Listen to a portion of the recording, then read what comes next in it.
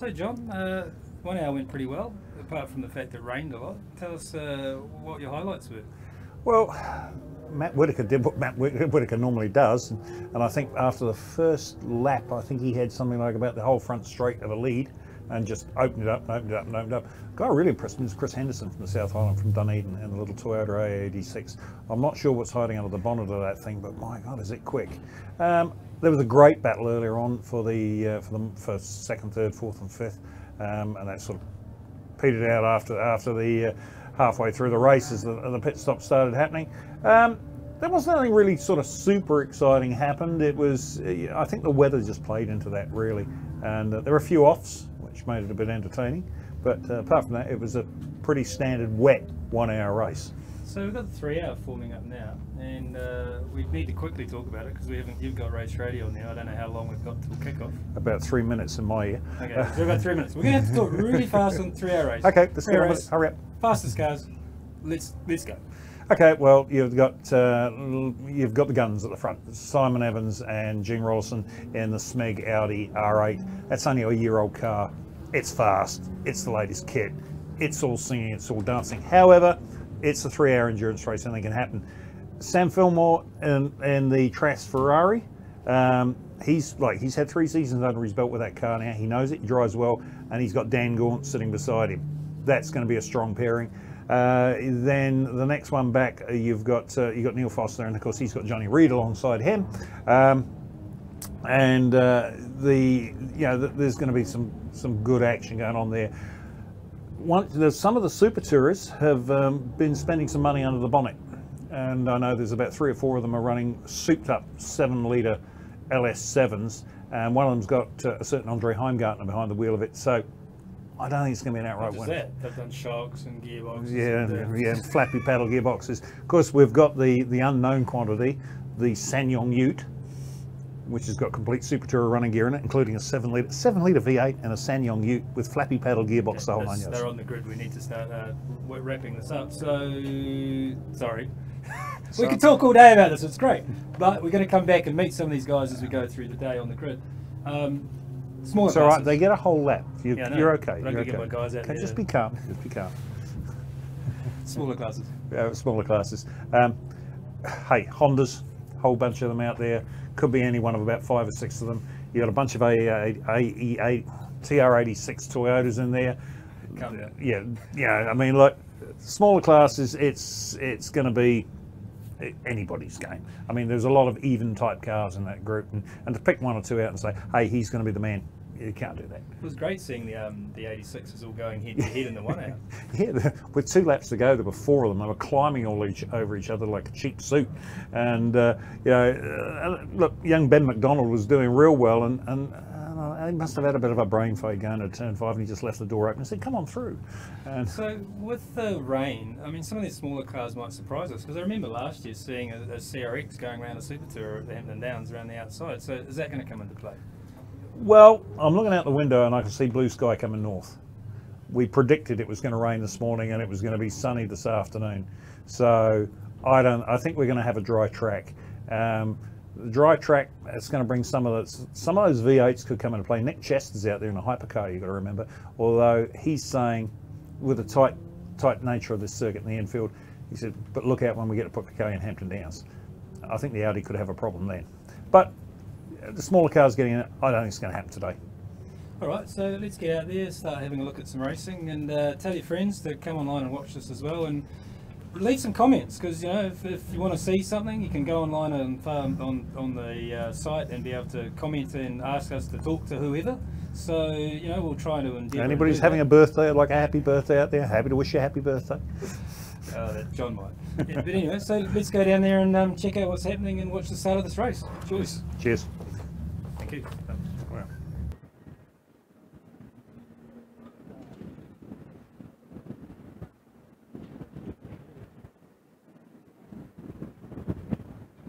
Okay, so here we go.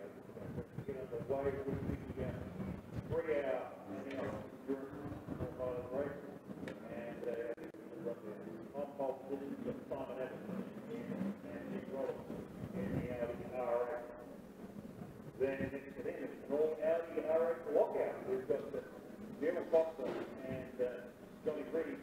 behind that. And then we go back to the third position, and it's Sam Fillmore, Danny Gaunt, the Ferrari 458 out of position 3. Next coming up is Glenn Smith and John DeBeck in the Camaro. Good to see it back out. We had a broken right rear wheel earlier on. I was broken the rear suspension. Good. We've got it back on track. Then next up on the rear, you have got Lance Hughes and Andre Heimgartner. And I think they're actually out of position. I think because you've got, I'm looking to see that Clark Proctor and Andrew Porter there are sitting out of position. They're just trying to decide who's going to go where. So they're going to have to get themselves sorted out. Then next row back from there, you've got Tim Martin and I think it's Dean Farmer or Stephen Farmer in the other Nissan 130 R35 Skyline, and then just back from that it's Andre and Warwick Mortimer in the BMW. Then it's Callum Quinn and Simon McLennan in the first of the Super Tourers, and then alongside them you've got Huggy Urquhart and Richard Moore in another one of the Super Tourers. Then you go back a little bit further to, just trying to pick that up, it will be Daryl Barrett, and he's in one of the Seats, I think. So pick it up. Yep, that's Seat Super Copa. From there we go back to the RX-7 of sorry, Daryl Barrett is in the Super Copa, and then it is, sorry, let me try that one more time, shall I? We've got Daryl Barrett in the RX-7, and then it's Brian Symes in the Seat Leon Super Copa just in behind him. A little bit further back on the grid we go, and it is, I'm just trying to pick up who's coming up next. It will be Dave Dovey and Matt Dovey in the V8 Ford, and then it's Dion Cooper and Alexander Whiteley in the Super Tourer V8, what can you call that thing? Sanyong Ute, I guess is the only best way of putting it. A little bit further back we go to Nick Chester and Cam Waters. They're a long way down actually in the big hypercar, so well, that didn't work out well for them, that qualifying this morning, but it was wet. Then the next one's up is David Grigor and Gavin Yort in another one of the Hondas, and then behind them is Hayden and Preston Johnson in the GVI Honda S2000. Sitting in behind them is Stefan Calcott and another one of the Hondas.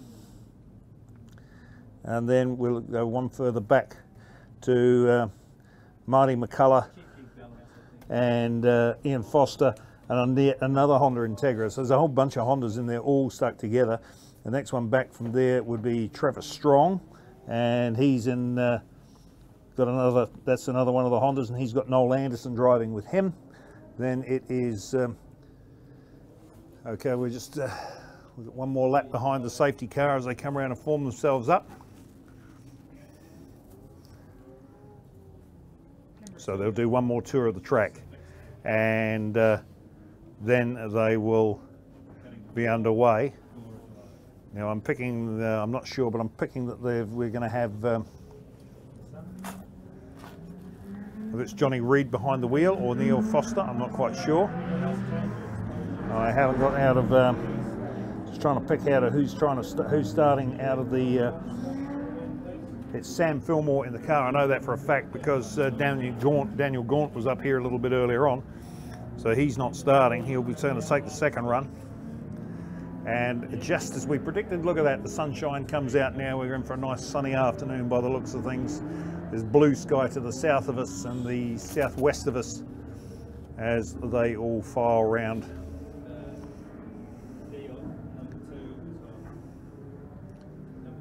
Good field, big field of cars here for 3 hour. We can see the Porsche coming down now with the pack lined up behind him. Now his lights have gone out, he's going to pull away from the pack. And it's Simon. I don't know whether we've got Simon in the car or whether it's Gene in the car, but whoever it is, both of them know how to do a rolling start. And they are go, and it's off the line.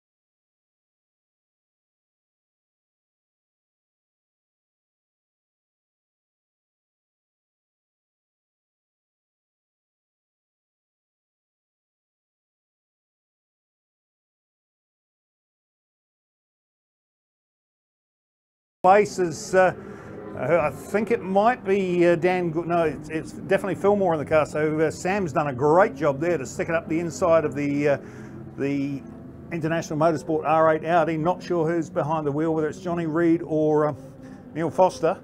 But then you're looking in the back there, then you've got the big Camaro hanging off the tail of them.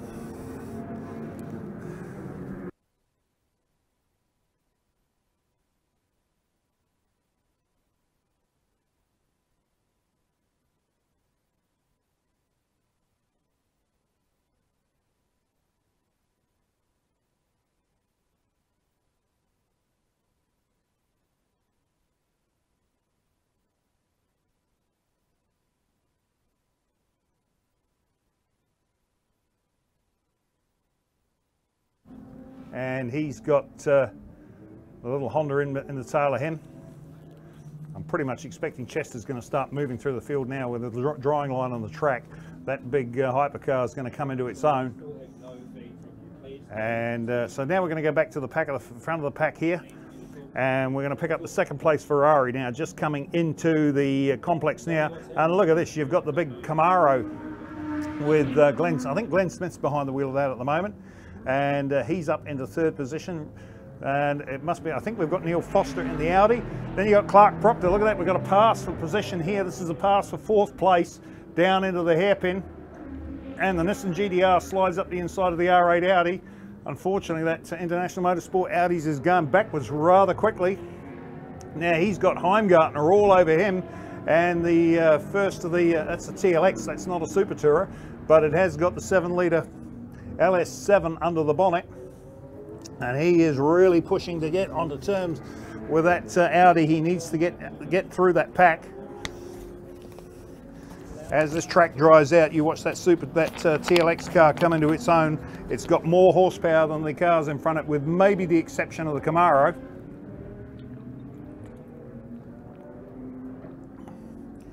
Through they go up into turn 9.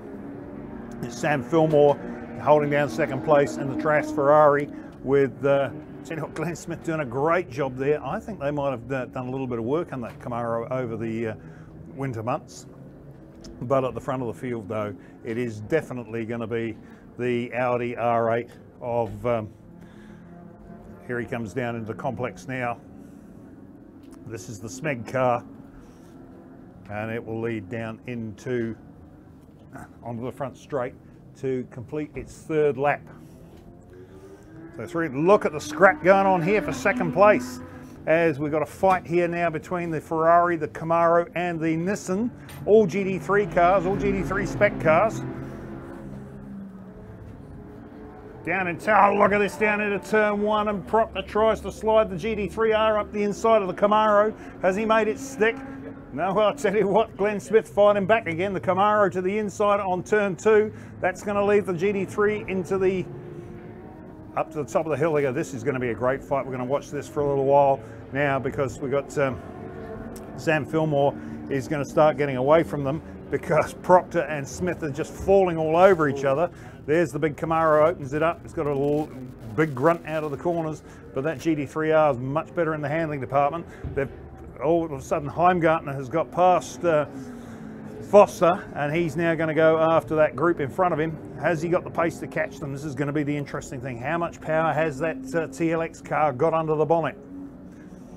Up through turn 9, and look at the Nissan now. He's right on the Camaro as they go around past the old clubhouse, out of our sight for a short brief time. They'll come back in. We'll try and stay with them to pick that fight up as it comes down the long straightaway again. This is where all the action is happening on the track at the moment, is for third and fourth place. And now we look at this, the Camaro's gone to the outside, the Nissan trying to go. Look at the power of that Camaro in a straight line. That big 8-litre just opens up, and they come down into the carousel one more time. And now it's Fillmore still holding down second place, and whilst these two behind him are climbing, oh, look at Proctor getting it sideways out of there as they come down towards the hairpin one more time. Look, he has a big dive up the inside. Has he got it done? He has too. That was a late dive by the Nissan, has got the pass done on the Camaro. So there's another change of position there.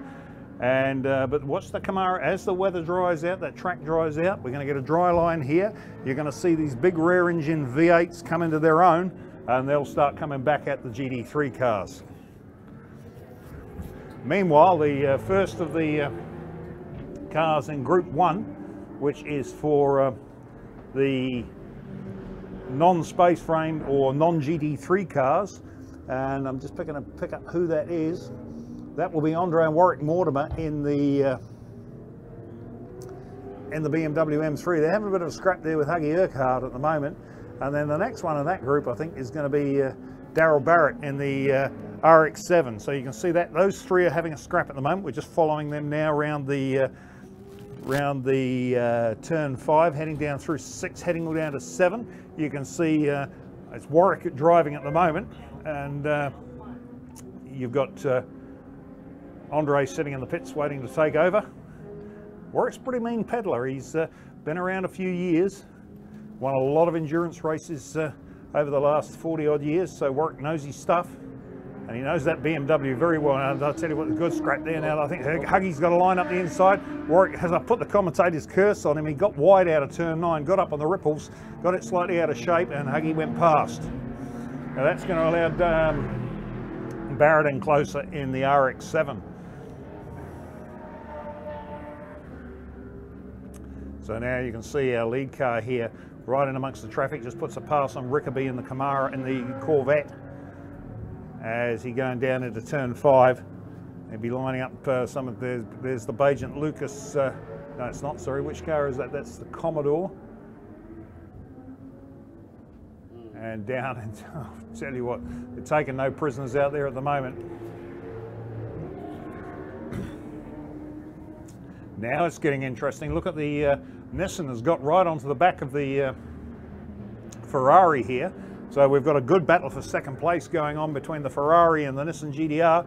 And I tell you what, is it Proctor or is it Porter behind the wheel? I've got a funny feeling it might be Porter behind the wheel at the moment, as they as that Nissan starting to put the acid on. They really turned it on the Camaro earlier on and got the job done, and then just pulled away from him. Now you've got the Nissan on the Ferrari. Now bearing in mind that's Nissan, that's last year's Nissan, it's an ex-works car. It's coming down the straight here now. So that's an ex-Nismo Motorsport car, but that Ferrari 458 in a straight line has got lots and lots of grunt and just pulls away from the Nissan. The Nissan manages to pull it back in the twisty bits. One of the back markers gets in the way. There'll be a bit of blue air coming out of the helmet in that Nissan at the moment. Camaro caught up in some of the traffic a little bit further back. Here he comes, he's coming across the start-finish line. You can hear that 8-litre thump as it goes past us now, down into turn 1. C3, copy. So the Ferrari opened up a little bit of a gap back now to the R35 Nissan. Once we get this settled down a little bit, we'll pick up on some of the smaller classes. And now I'm looking for the fight here between the Super Tour of Urquhart and Moore, the M3 GTR between the Mortimers, and the Barrett through RX-7 V8. All three of those cars got V8, all different configurations.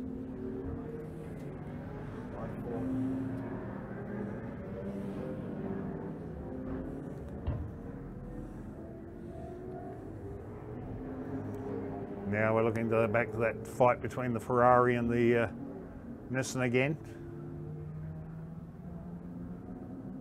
And they're up at the top of the track.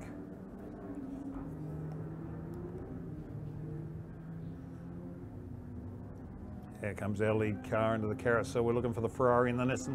Here they are. I'm surprised actually, I think the SMAG team are just managing the gap. I think they could open it up more if they wanted to. But I think they're just managing the gap at the moment because it hasn't stretched for a long time. Phil Moore here with the Porter and Proctor car right in behind him, the Nissan GTR. Down into turn 1.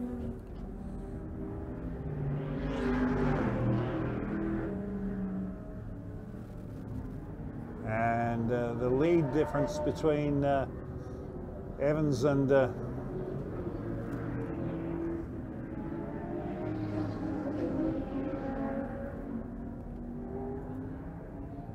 just on 7 seconds gap at the moment between our lead cars, our first and second place. But the gap between second and third is virtually zilch. Look at this, down into turn 7. That Nissan is trying everything it can do to get past that Ferrari in front of it.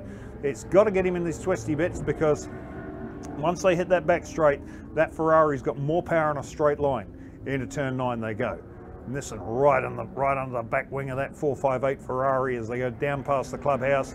Tries to look for the outside. There's not a passing opportunity up there, unless you have a real late diver and go try for an outside run around the outside of the turn 12. But that's very rare that that'll ever come off. Out of there they come, and they're coming down the long straightaway now. The Ferrari, and I'll tell you what, this time the Nissan's a lot closer. He's hanging on to the back of him. He look for a late break dive here from the Nissan as they come into the carousel. Is he going to manage to do it? No, he just can't quite pull it off. So down into the last turn they come. There's the Wright Parsons little CRX with the 2.5 litre under the bonnet. Oh, now the Nissan has another look. The Ferrari sees that coming, comes across, shuts the door. I'll tell you what, that R8 Audi is not making the headway that I thought it was going to make. It is, I think they're possibly maintaining the gap, but I would pick that they would have opened a slightly bigger gap than that, because this fight between the Ferrari and the GT3 Nissan, or GDR Nissan I should say, we should be slowing them up. Okay. Now Heimgartner's managed to get past the R8 Audi as well, so now let's watch him open up a little bit as they go up at the top of the track. Oh, look at the Nissan now up on the inside of the Ferrari as he goes up through turn 8. These guys are going at it hammer and tong. You'd think this was a sprint race, not a 3-hour enduro.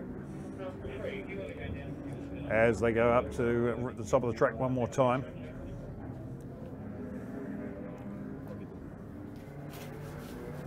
I think Matt Dovey's got a problem in the number 80 Ford Falcon. He's going very, very slowly and just being very courteous.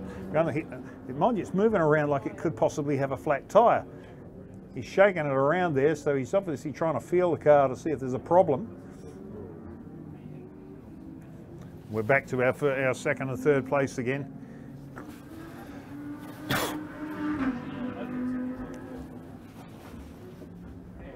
On the front straight one more time. Both the Ferrari. This is a great scrap. This is the Ferrari and the Nissan absolutely at it hammer and tong. And the weather's now come right here at Bruce McLaren Motorsport Park in Taupo. The track's dried out.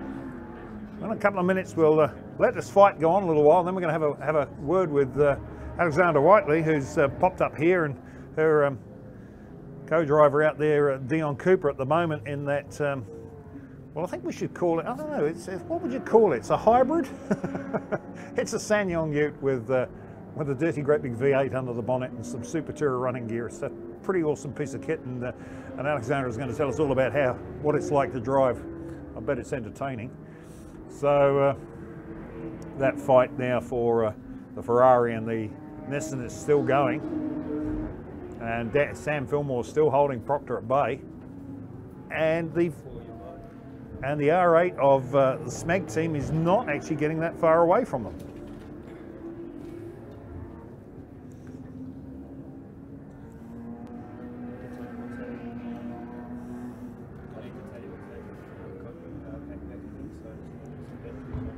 As we talk about that Sanyong Ute, there it is. It just goes across the line in front of us now, and it's got Nick Chester closing in on him. Or I think it's might be Cam Jones behind the wheel.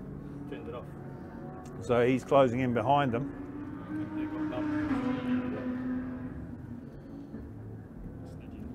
As they head up through the... and actually there's the two Utes on the track together. There's the V8 Ute from the V8 Ute series.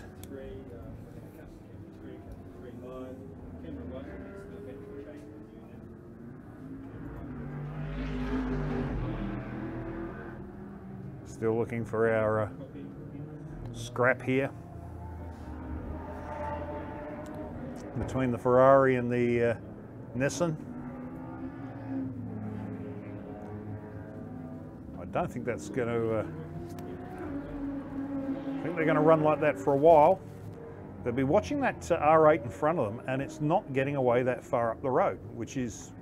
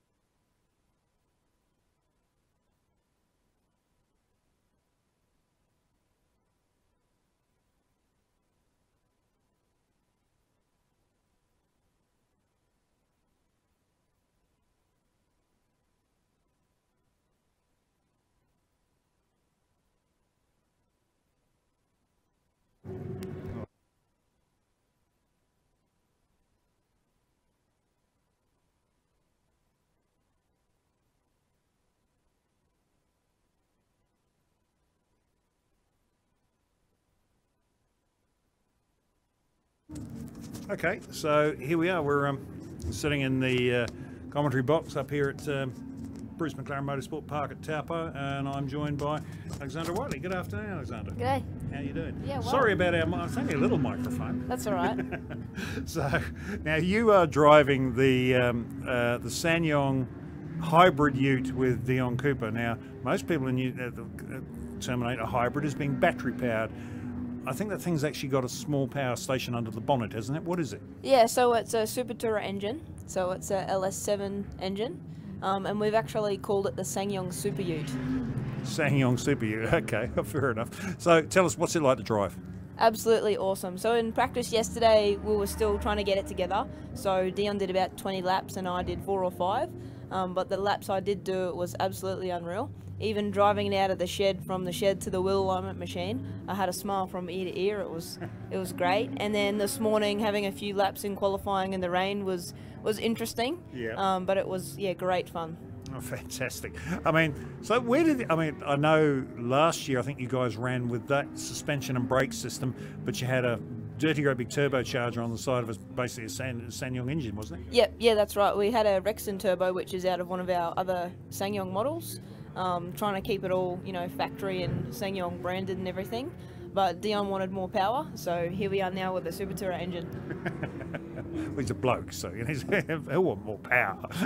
So tell us, like, you're resident in New Zealand now, aren't you? Yep, yeah, I've been here for about 2 years now. Okay. So what are you racing other than Sanyongs? Anything else? Yeah, so I'm in the Sanyong series. I'm hoping to race the Super Ute in the GT series, and there also might be a possibility. I've been talking to a guy about driving an RX-8. But I'm open to anything. I'd love to go over to Europe and join in some endurance racing over there. Oh, for sure. Well, that's everybody's dream, and hey, look, anything's possible. So yeah, for sure. Okay, so now you're running? You're not actually running in GT class. You're running Class 1, aren't you? Yeah. Today we're in Class 1. So explain to people what Class 1's all about. The fastest group. Well, it's the fastest group behind GT3, isn't it? Yeah, that's right. So all the cars are split up into CCs, and that's how the classes are worked out. Okay. So basically, that's to explain to people out there what GT3 is, and it's slightly different to the international GT3, and we're broken up to A and B. GT3 effectively is the international GT3 cars like the Ferrari, the R8 Audi, the Saroni Camaro, those sort of things, or the Super Tourers, which is a space frame car basically. They're in GT3A. Then you've got GT3B, which are slightly lesser performance. Then there's effectively the monocoque cars or the production cars like the SsangYong Ute that have been highly modified, and in this case putting an LS7 into a SsangYong Ute is highly modifying it. So in a lap time wise compared to a Super Tourer, how much difference? I'm not actually sure. I haven't studied the timesheets, and as this is basically our first run, so as the sun comes out here today, we'll definitely find out, but I'm thinking only about 5 seconds. It wouldn't be a lot slower. No, fair enough. So, hey, okay, well, look, I'm not going to hold you up too much because no doubt you want to get down and support Dion. And we just see him coming down here now into the end of the carousel. And I tell you what, it actually sits beautifully, doesn't it? It does. It's actually really nice to drive. Very surprising. A lot better than our other SsangYong Utes. This is just absolutely beautiful. Okay, well, let's actually give them a bit of a plug because, you know, I mean, SsangYong do get behind this as well.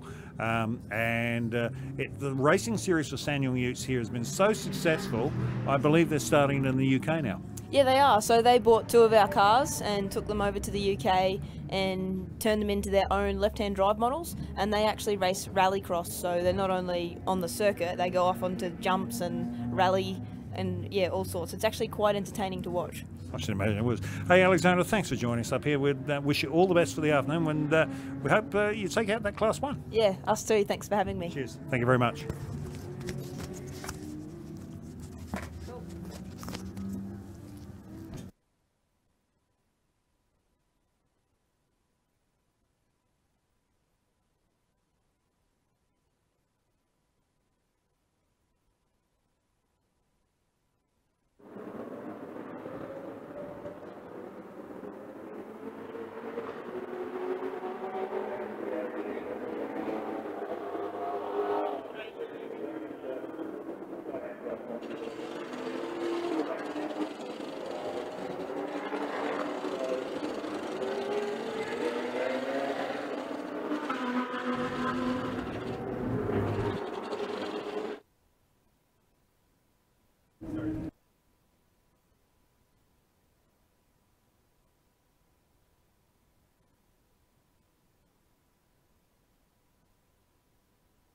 Okay, so back on track now, and it's Simon Evans and actually we've had a pit stop here for the let me just give you a quick update. We've had the Porter and the Porter Proctor Nissan is in the pits. Is that for that's early for a pit stop, so have they got an issue? That's something we need to keep an eye on,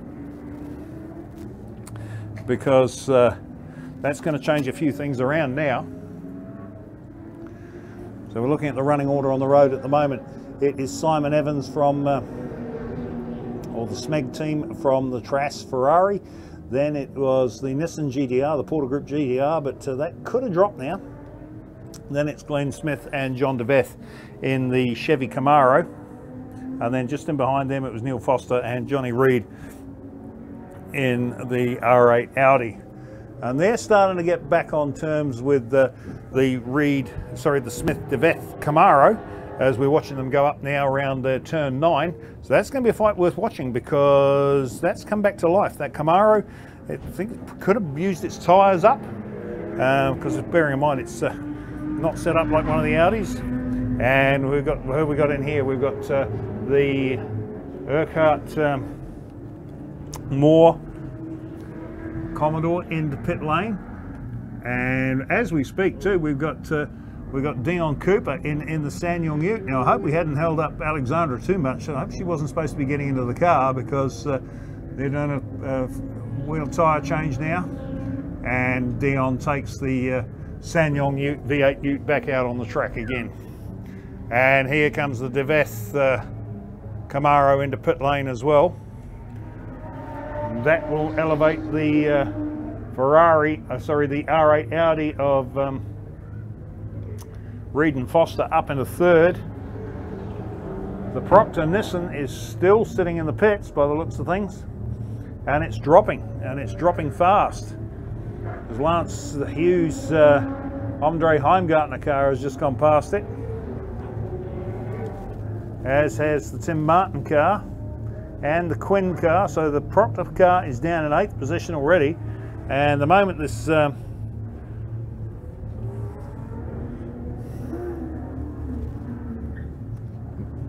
looking for the Mortimer team. They're currently, where are they dropped to?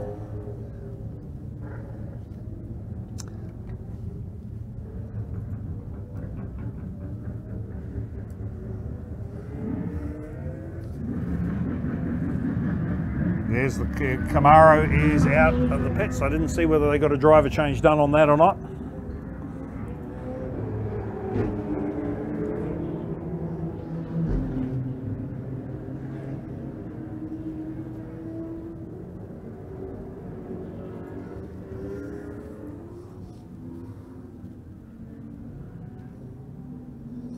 Okay, the Mortimer M3 GDR has dropped down to 23rd, so I'm picking they've made their first pit stop as well.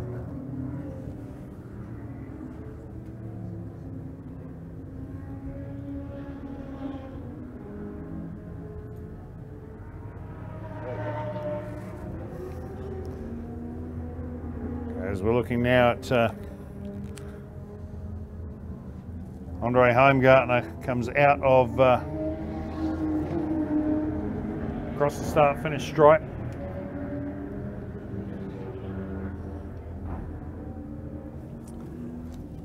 So they now move up into, I'm just trying to pick their position here, they move up into 4th place. And looking at the lap times, they're not too far, actually not too far away from the lead group. About a second in it at this point in time.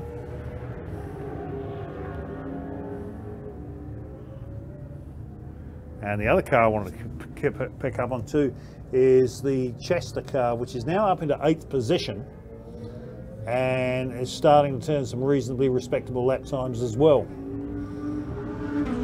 And he's in the low 41s at this point in time.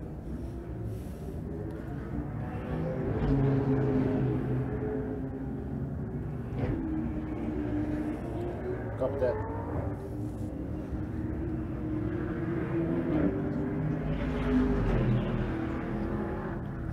There's the other Nissan Skyline out of the pits. So meanwhile, we're looking for the Proctor Porter car. It's currently showing it's being in 8th position, so it must be back out on the track again.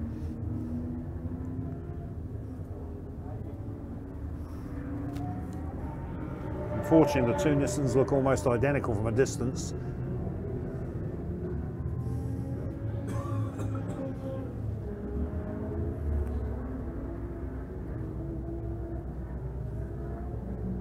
So yes, the Porter car is out on track again. I can see it there, just gone past the Chester's Commodore now as they go up round past the club rooms. So I'm not sure who's in the car, whether it's Andrew Porter or Clark Proctor, but they're up at the top of the field here. Now, here we go. This is the Heimgartner Hughes pit stop, and unfortunately I can only see the inside of the car, so I can't see if we've actually got a driver change or not. I'm picking they'll leave Andre in the car. It's going to be a long stop. They've got the front, they're looking at the left front wheel, and of course it's not as easy to change the front wheels on these Super Tourers as it is on a GD3 car, because they run a 5-stud. They run 5 studs on them as opposed to the centre lock. There's the Fillmore Ferrari goes past. Still holding down 2nd position, is now currently just on 12 seconds in arrears of the Smeg Audi R8.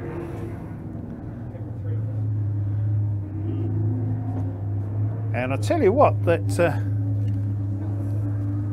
Audi R8 is not circulating as quick as it was earlier on. He's down to 30, he's up in the 37s now, and you've got Clark Proctor hanging off at the back of them. Glenn Smith has just made the quickest time of his. Oh, look, we've got somebody turned around there. That's Dave Strong's turned the little Honda Civic round at turn 7.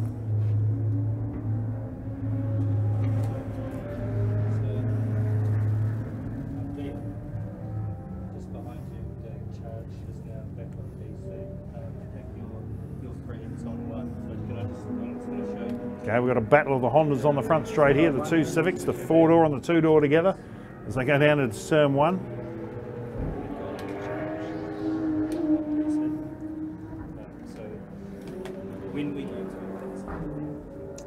So let's see if I can pick out some of the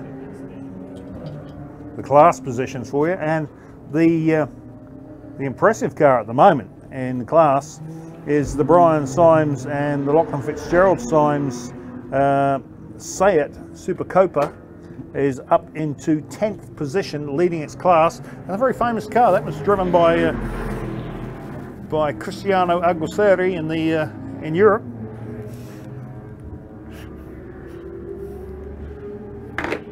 And I'm looking at the now I tell you what, the SMEG team are obviously driving to a number here, because they're opening the door and they're letting some people unlap themselves, and they've just unlet the Porter Nissan GTR unlap itself, which is a pretty dangerous thing to do if you're playing for race time. Now, whilst we're talking about all that, I'm looking over at the lake and I can see a big rainstorm heading towards us.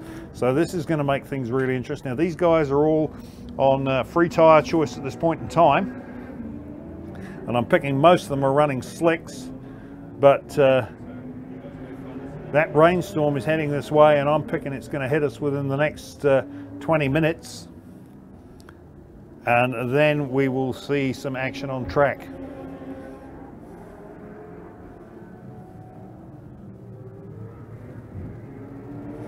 So Callum Quinn comes down the front straight now in his Super Tourer, as Andre Mortimer just unlaps himself from the, or is it, could be still Warwick behind the wheel. He unlaps himself from the Quinn Super Tourer.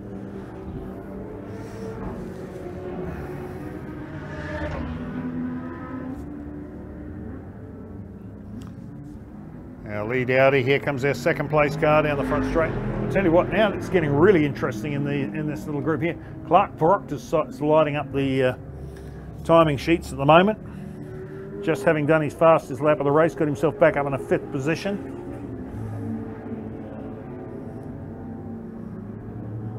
And we're watching the Trass, we're following the Trass Ferrari at the moment.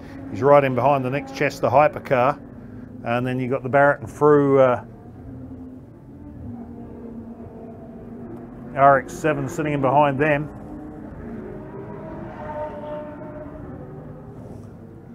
These guys are all well down the money, all having made pit stops.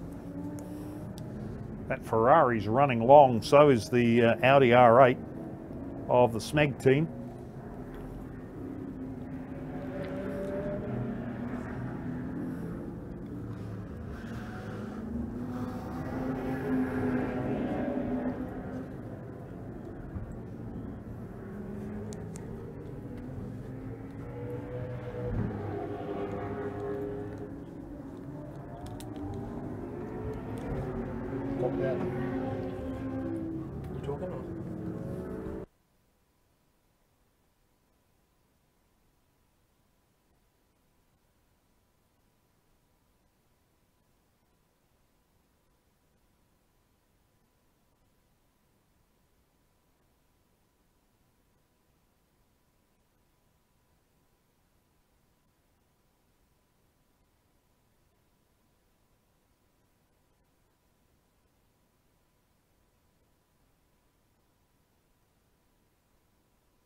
Okay, so we're just getting a bit of an update now what some of the things that's going on, and I'll tell you what, Clark Proctor is lighting up the screens left, right and centre. He's currently circulating around about 6 seconds quicker than Simon Evans or Gene Rollison in the SMEG car. Now, there could be a couple of reasons for that. He's come in, he's out on fresh tyres probably, because we know he's done a pit stop. The SMEG car could be backing it off, because if we're looking to the horizon there, you can see there's a big rainstorm coming. They could be trying to stretch this out until they have to come in for wet weather. So they could get themselves a free pit stop out of this one and maintain a very good lead. So it's a matter of just waiting to see. Proctor's already unlapped himself, but he's got to go around all the way around again and catch him again. So we're just watching the lead car now, and that is... where's he coming now? He's coming down the straightaway now. Here's the Porter Proctor Nissan Skyline coming through onto the front straightaway. Here comes the Audi, and he's, tell you what, he's well dropped off, because it didn't take long for Porter to unlap himself. He's just had a 31.5, so he's really turning it on now as the Audi's going. Is he going for pit lane? No, he comes around one more time. Let's have a look and see what his lap time is as he comes across the stripe, because it doesn't look quick. A 38.3, so he's basically 7 seconds a lap slower than the Skyline. You can see the Skyline there heading down into turn 7 as the R8 comes through turn 2. And so that's basically the difference between them.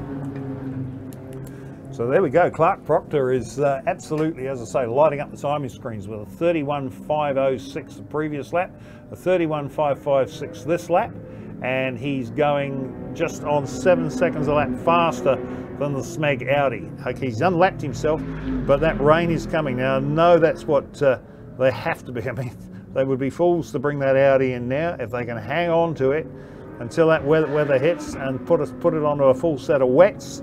They're going to get an ace up their sleeve, because that everybody's going to have to come in for wets, because that is a pretty heavy looking rain shower that's heading our way at this point in time. So having a look at our lead Ferrari coming down, our second place Ferrari down into turn 1. They're in the same boat. They're playing the same game. They'll be hanging off, waiting. They'll be waiting for the rain as well for their pit stop.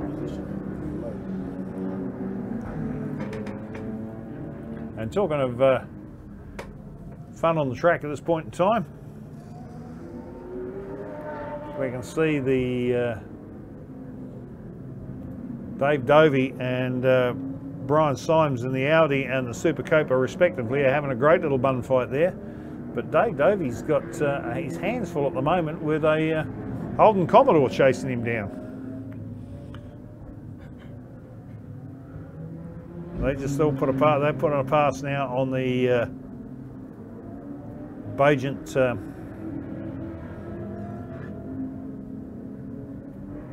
BMW. Although he's got these hazard flashes going, so there's a reason for that one. Let's try and see if we can pick that one up. It's the Simon Lucas Kent Bajent car, and the rain is getting ever closer. In fact, it seems to be hitting us on a horseshoe at the moment. It's now coming from the southwest.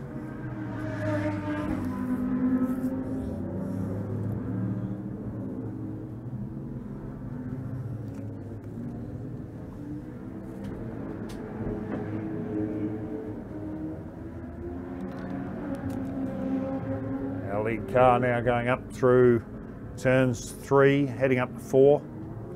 Second place man just coming out of 1, and he's got Nick Chester in front of him. And Nick Chester's going to try and stay where he is, because if he's already a lap down, and he won't want to go another lap down, so he's going to try and stay in front of the. And as I said, that Sam Fillmore in the Ferrari just slides up under the inside of Chester in the hypercar.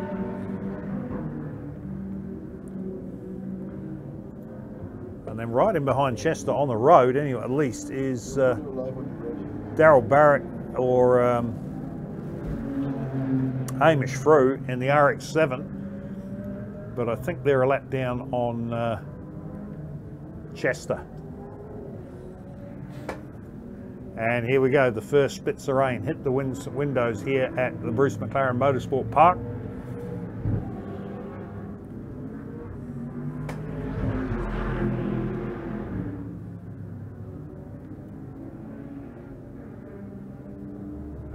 watching the little Seat Leon Super Copa going through turn 7 with the just about passing the Bajent Lucas 135. It still got its hazard flashes going. I don't know if they know of that, but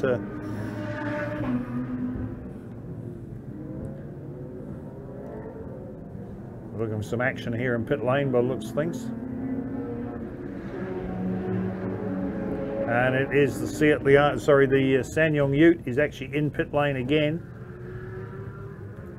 but doesn't seem to be a lot of action happening.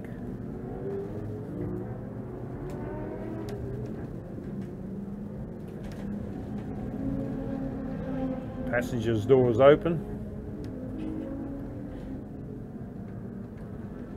and I think there's a bit of an issue going on with this thing at the moment. We're having a look around to see if it's got what the problem is.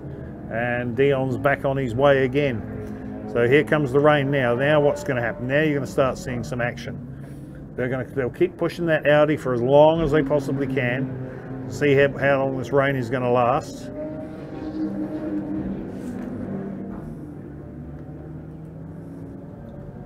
We got a picture.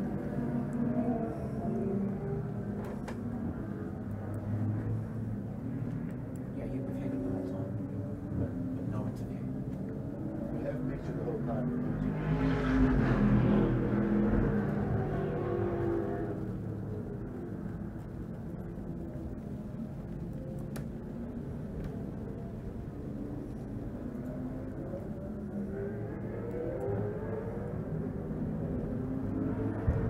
So I'm just checking our rain radar chart at the moment, and we've got a whole lot of messy stuff sitting right over the top of us, and it looks like it's going to be here for probably the rest of the afternoon by the looks of things. So this is going to change the whole picture of the race. Now the rain's coming down, the track's not wet yet, the Audi's still circulating, and he's still got just on 10 seconds gap back to the Fillmore Ferrari, and we had somebody having a bit of a lose at turn 5 just as the lead car came through, heading down in towards the turn 7 hairpin now. There's the other Nissan, that's the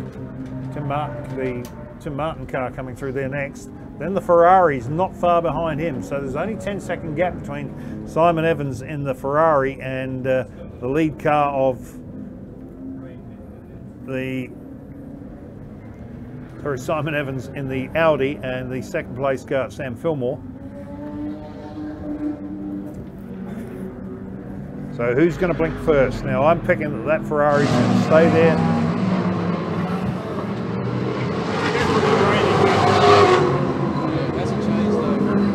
We're down here in theFASTFamily Motorsport garage. We're here with Daniel Gore. Sam's out in the car at the moment, and we thought we were going to have a dry race, but the weather seems to have just taken a turn. So how's your plan shaping up for the afternoon? Our plan's okay for now. We're on wet still from the start of the race, so we're just hanging out, hoping that it would rain again, and hoping now that our wets haven't got too badly damaged in the dry. So he's got about another 15 minutes or so of his drive time left. We'll probably go to when it dries again, because it's only a shower, and then pit and slicks and jump in and see what we can do with the race. So I mean, it's a long race, it's a long way to go. You've obviously been in Australia recently driving the Audi in the GTs over there. How's it compared to this car here? Like all GT cars are very similar. This GT car is obviously the last generation car, so all the new generation stuff in Australia, like what they've got down at Smeg Racing, is that next level again. You know, it's got the more downforce, got a bit more of everything. So this car is fantastic to drive, and I'm having a ball. Sam's doing a superb job. It's not easy when it's changing like this, and I don't want to speak too soon, but he's fantastic. We're P2. You know, he hasn't put a foot wrong, and he's within sort of 7 or 8 seconds of Gene the leader. So yeah, that's fantastic. Well, excellent. We wish you the best of luck, and see you out the track in the back. Cheers.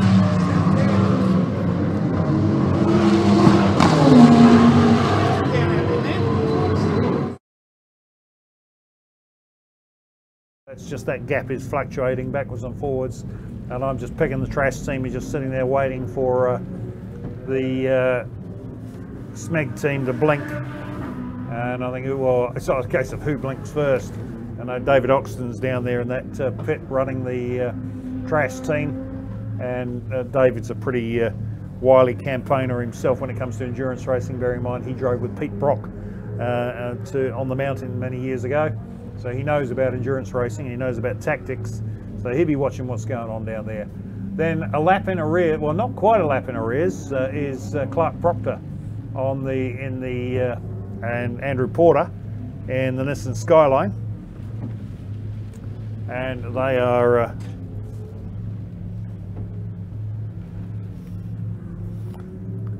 circulating quickly, and I'll have a look at the lap times, give you a difference. Evans and Fillmore are circulating in 1:30-1:41s, and Proctor's in a 1:32.48 last time round. So he's just on 8 seconds a lap faster at this point in time, and closing quickly with in fact, he's just come through pit lane, so they've called in a pit lane, so they're coming in to make a change. So that's shot that one out the window, and it's put that one lap back into it again.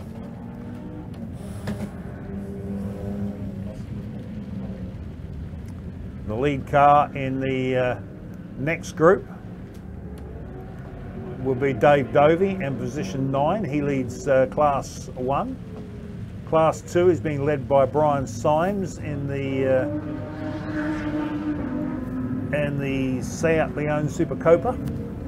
Class 3 is currently being led by Hayden Johnson and Preston Johnson position. Then that's how the classes are running at this point in time.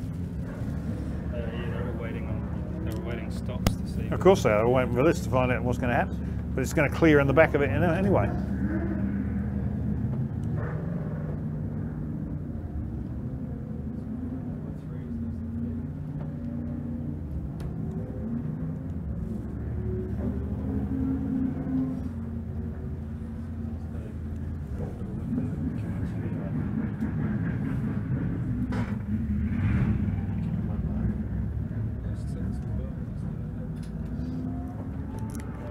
We just had another pit stop there for the Smith DeVeth Camaro. So I'd say they've now gone on to wets.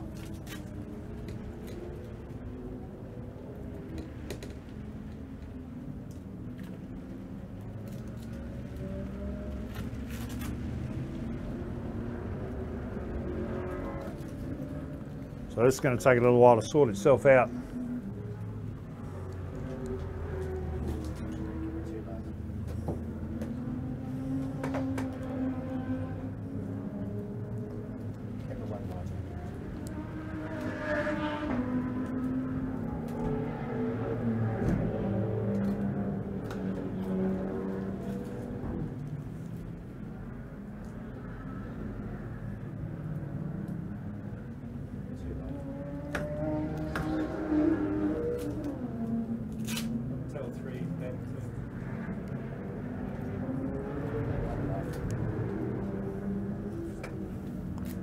Now as I peer into the gloom and try and pick out what's happening on track, it's virtually impossible to see anything at the moment. But I can tell you that the Smeg Audi is still out there. The Ferrari is still circulating as well. The gap between them now has actually gone out by a 10-second gap, so I'm picking the Ferrari must have had a bit of a slide somewhere. Although having said that, Evans has just dropped down into the 36s and Fillmore's gone back up into the 44s. So all of a sudden, Simon Evans or Gene Rollerson have picked the pace up. And as I said that, Dion Cooper gets the Super Ute all.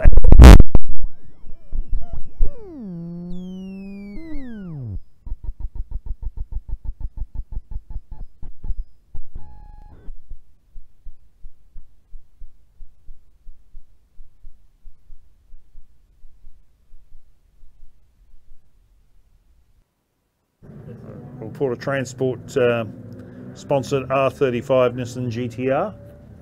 Then we go back one spot to Glenn Smith and Glenn Smith and John DeVeth in the Sarani Camaro, and then it is going to be Nick Chester and Cam Jones in the Chester's Plumbing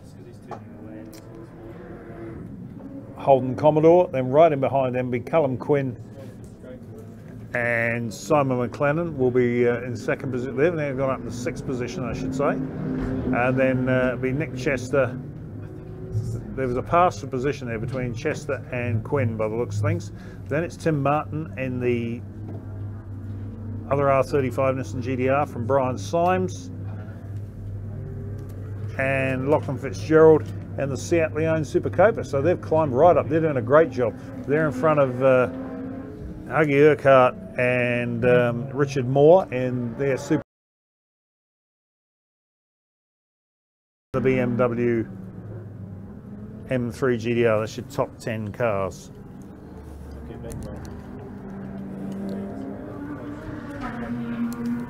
And as fast as the rain came, it's gone. So we'll wait for them to, but they cannot go back onto dry tyres yet because the race has not been declared dry. The Smeg car is still out there on track, as is the Trass Ferrari.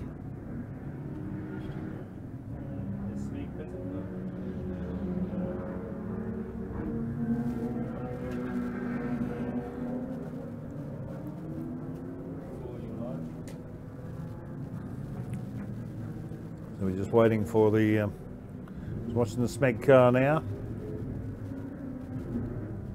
So it heads around to round up one of the Commodores. I think that could be the Andre Heimgartner Lance Hughes car.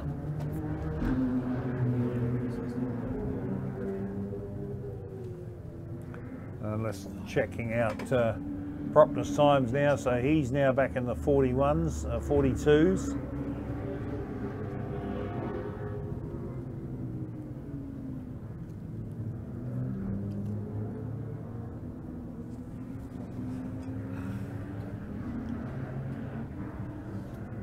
There's our Sanyong Super Ute, goes flat blasting past us.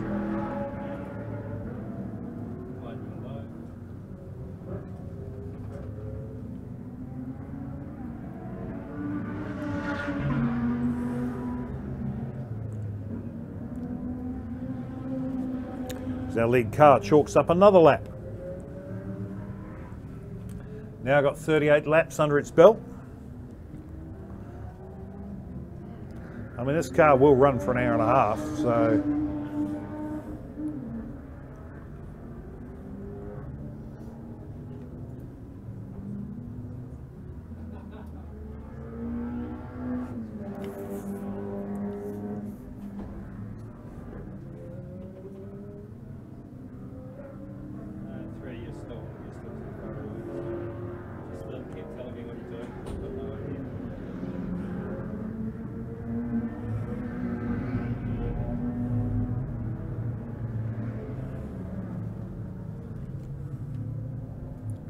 see you now. If it's not raining, come out and get some shots.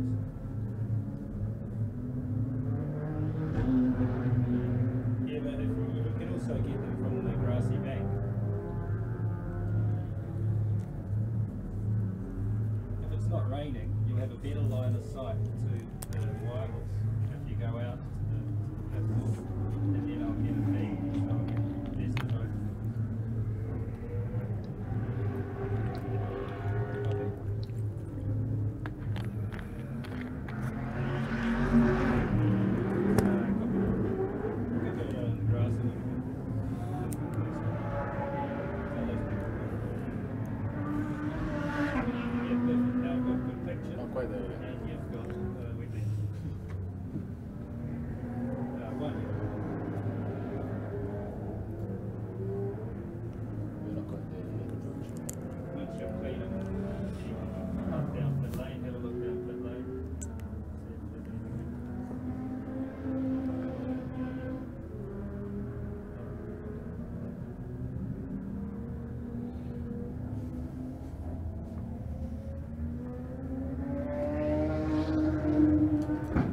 Let's having a look at some of the other fights going on the track. The top 10 there, you've got the lead car in Group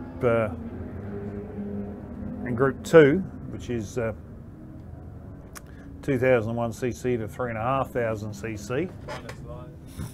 And that is Brian Symes and Lachlan Fitzgerald. Symes are leading that one at the moment, and the Seat Leon Super Copa, and they've completed 35 laps. The leader's 39, and looking for the next one in that class, I'm picking is going to be Scott Smith and Sean Van Beers in the Ford Falcon.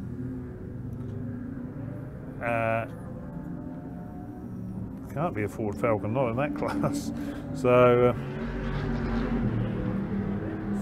That's shot through the back is quite cool. Yeah, that's quite cool. I like that. Let's get a sorry, we're just having I'm having some problems with the entry here, trying to pick out which car is which. So the list that's in front of me is not exactly very accurate at the moment. But anyway, we've got the second one in that class 2, as I say, is the Smith Sean Van Beers car, whatever make it may be. And then a little bit further back down, and the next one in there will be car number 81. Sorry, no, it won't be. It'll be car number 54, which is another one of the Seat Leons, and that's Darrell Clark and Malcolm Nile. So that's 1, 2, and 3 in class 2. In class 1 is currently being led by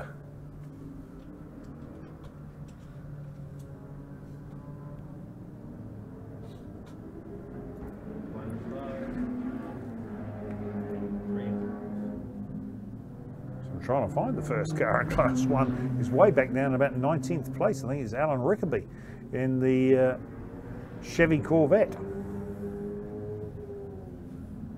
Leads class 1 from car number 80, which is down in 20th position. That's the Dave and Matt Dovey car.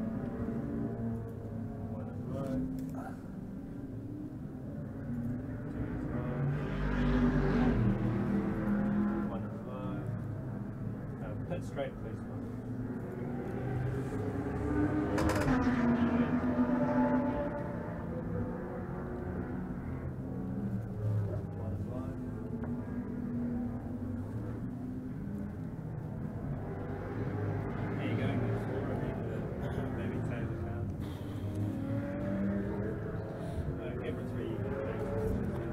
Okay, so the sun's back out, and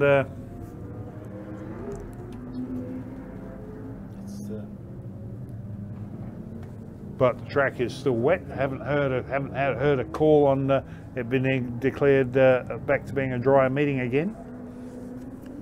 But whatever you do, it's going to be a bit of a lottery out there today with these weather patterns.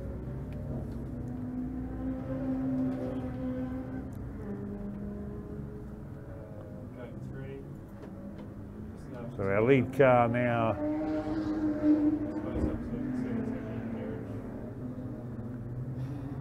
is just on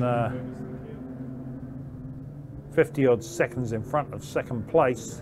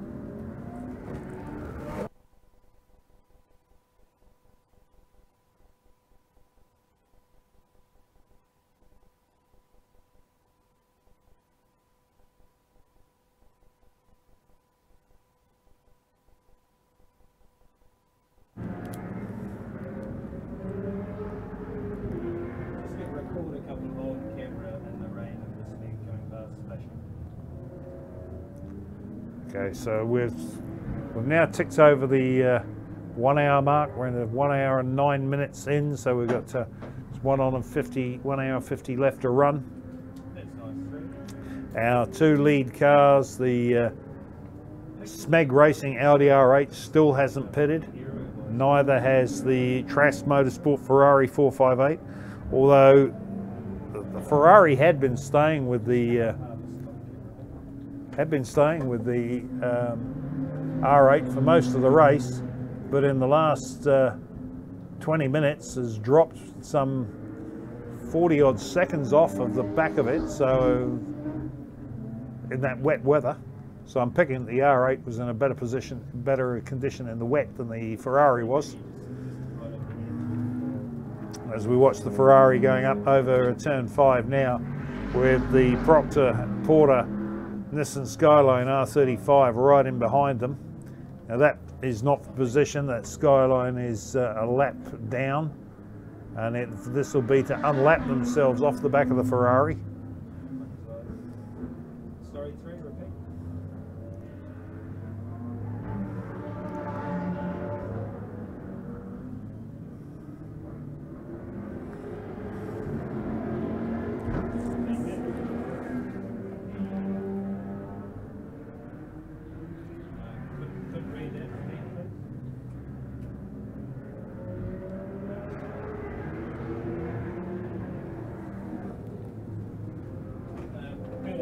I think what's going to happen with Smeg is they're going to stay out as long as they can. So I think just find some shots and we can just wait for it. 4 is live.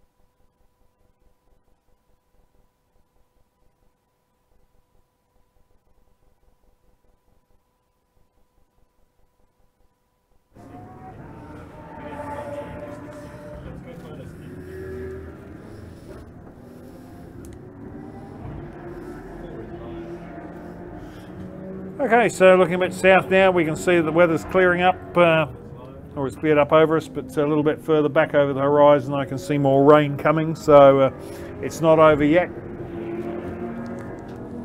And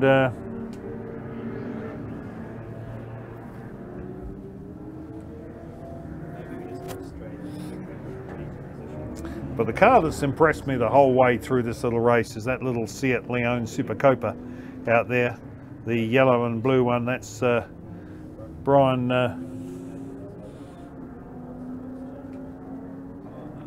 Symes and Lachlan Fitzgerald Symes from Drury.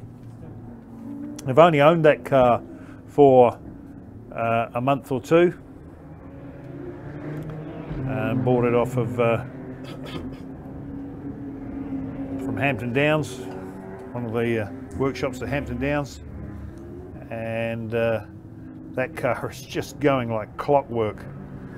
It was, it's only ever done 1 race in its life before, and that was a 24-hour Dubai.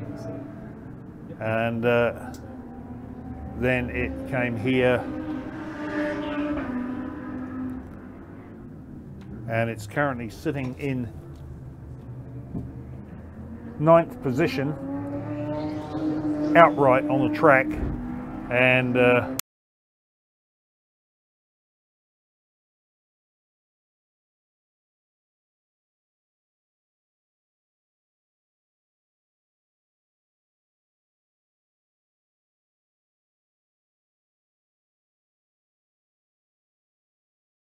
Heimgartner Hughes entry. I think that's actually Lance Hughes in the car now. He's got red overalls on. I know Andre's are blue. We might be able to get Andre up here actually.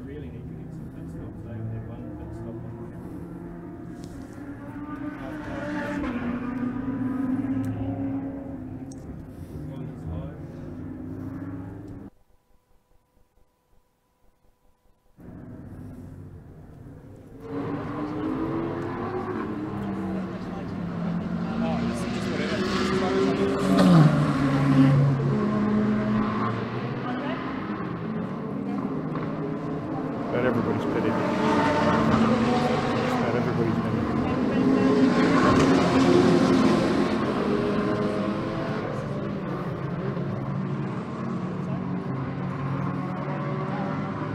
Out of types of tyres, so we've only got 2 sets of wets and we've already destroyed 1, so as soon as it starts drying we've got to swap it over back quick before we recommend, because if it rains again after that then you're really stuffed. So obviously you're having a great season so far over in Australia in the Carrera Cup. How's that all going? Yeah, it's going well. It's good to be in a sort of even playing field again in Carrera Cup and get some good results and be in that championship, which is good. Obviously, you know, you want to be in supercars, but I think it's not a bad side race set to Carrera Cup. Well, thank you very much for your time. Before we go, can you just tell us a bit more about the car you're driving today? So the car we're driving is TLX NZV8, so it's you know, Super Tourer type thing. It's been a little bit modified with the engine and a few other little bits, but basically yeah, standard sort of touring car. Well, we wish you the best of luck. And how long till you're going to get in the car now? About 10 minutes, I think, so better get ready. Great, well hopefully we'll see you on the podium. Beautiful, thank you. Take it.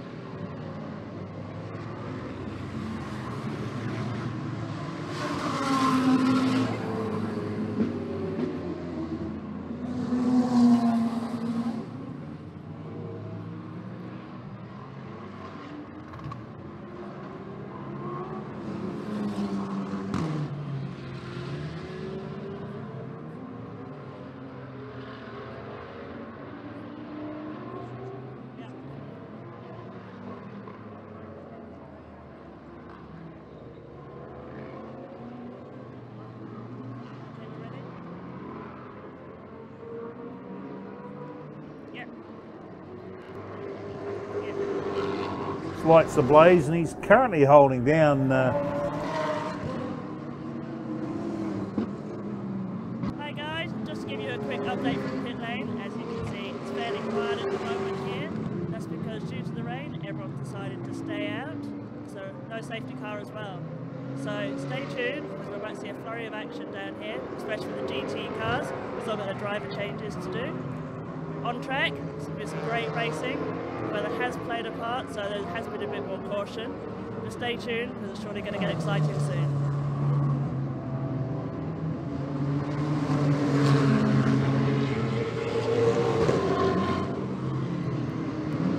GDR going past us now. So this could be a fight, could be worth watching. Is this one between Smith and Smith DeVeth and Porter Proctor, because there's not that much difference between them on the road, although I'm picking that Nissan could absolutely blitz the Camaro anytime it wants to. Andre Mortimer currently, or it could be Warwick still behind the wheel. No, I'm picking it's probably Andre behind the wheel now. Is currently sitting in 11th position outright, just in front of Hayden Johnson, or a lap in front of Hayden Johnson in the S2000.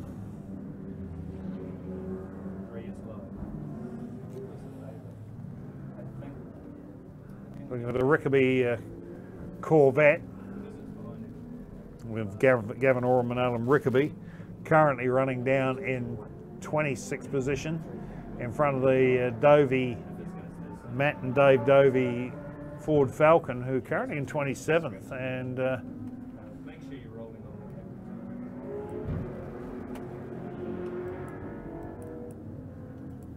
Beautiful, thank you. Cutting to camera one. Camera one is live now. so last man running on the track at the moment is Dave and Matt Dovey and the Ford Falcon. Meanwhile, we've just trying to figure out how much fuel that you can get into an Audi R8 or a Ferrari 458, because these guys are still going round and round and round. In fact, as I speak about that, Fillmore's lost that much time, he's about to lose a whole lap to the Smeg R8, because here's Fillmore going across the line now, and Evans is crossing the line not far behind him. So for a car that was hanging just 8 seconds off the tail of that R8, that was circulating in similar lap times, Sam Fillmore has absolutely dropped the ball and allowed that R8 to get basically on his tail. And the moment that R8 puts the pass on, they go a lap down, and that's a free pit stop. Going a lap down, because at the moment, if a safety car comes out, he gets a whole lap back again. If he lets the Smeg car past, then he has got a problem, because he's a pit stop away from them. So we're going to try and keep an eye on that fight now at the top of the track. We go back up to here's the other fight that's going on that could be for position on circuit as well, and this is the Audi and the Camaro, sorry, the GT3 Nissan and the Camaro, but that Nissan is far faster through the traffic than the Camaro is.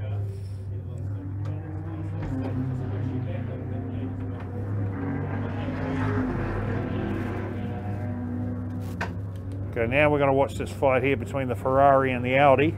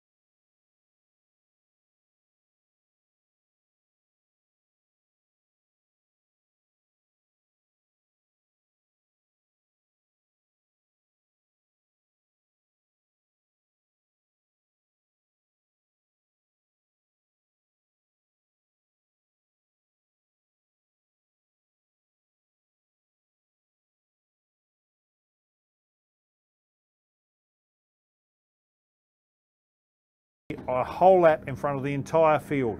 So if a safety car comes out now, they can basically come in, have a cup of tea, wash the car, change the tyres, give it a full service and send it back out and still not lose a position. It's probably a bit of an exaggeration, but that is a hell of a place to be in. Meanwhile, we're watching the other fight here too, between the Camaro and the Nissan, and they're in the same piece of real estate now, and that Camaro is catching the Nissan. So this is for position on track here between these two. So that Camaro is hunting that Nissan down.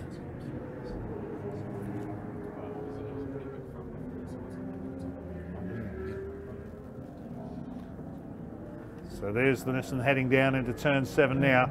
The Camaro is chasing him down. And that, as I say, is for position on track, folks. So whatever happens here, we could see a change of place.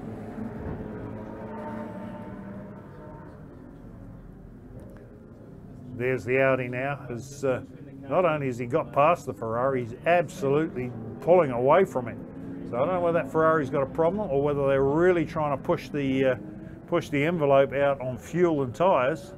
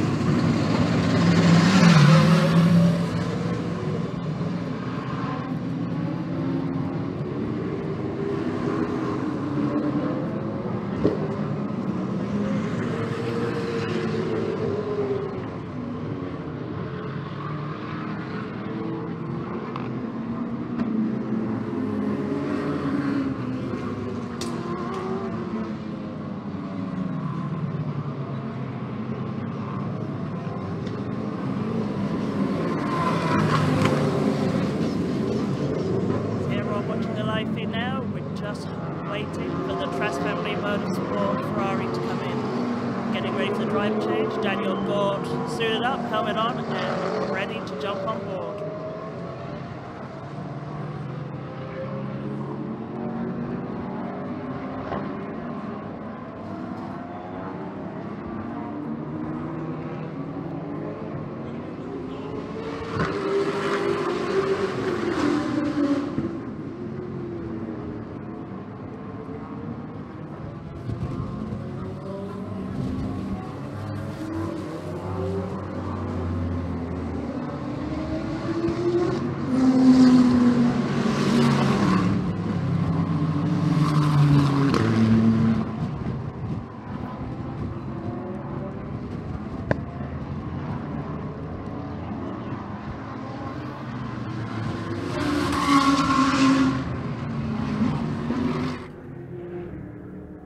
So we're expecting the Trass Ferrari in any time soon as well.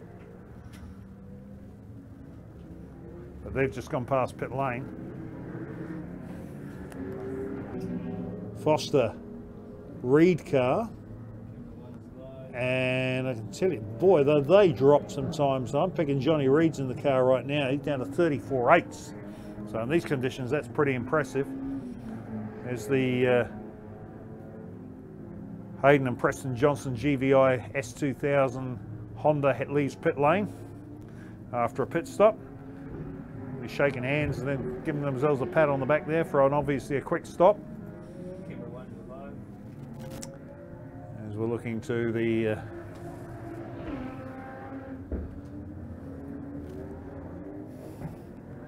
now we're waiting for of the top runners who's blinking first. Now that the Porter Proctor Nissan has been in twice. The DeVeth Smith car has been in twice. everybody has stopped at least once up to Evans and Fillmore, so they've got to stop sooner or later. How long can a Ferrari and an Audi run? Hour and a half? Like pretty much just on halfway. Will they get? Yeah, will they get an hour and a half? They'll get an hour and a half out of the R8, won't they? Hard to say. Well, they have. They've done it on tyres. Well, they haven't done a stop yet. They've done, yeah, but they've done an hour and a half on those wet tyres now. Yeah. So they'll be shot. Well, they're still bumping 36s. With the fastest time of a 34. They started on wets, did they? Yeah, they started on wets, stayed on wets throughout the dry period, and then stayed out. Okay, so I'm just getting a bit of news and a bit of feedback in the background here that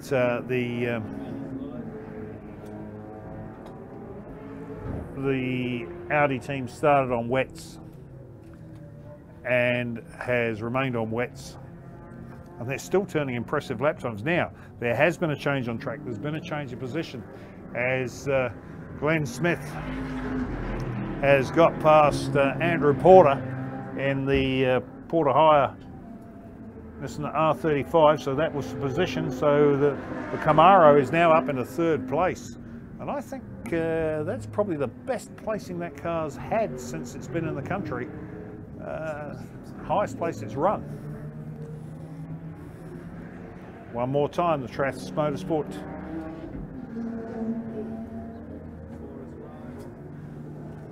We've got a car off at turn 7, and that is the number 23. That's the Brendan Murphy, Brock Cooley, Holden Commodore, and that is off just outside turn 7.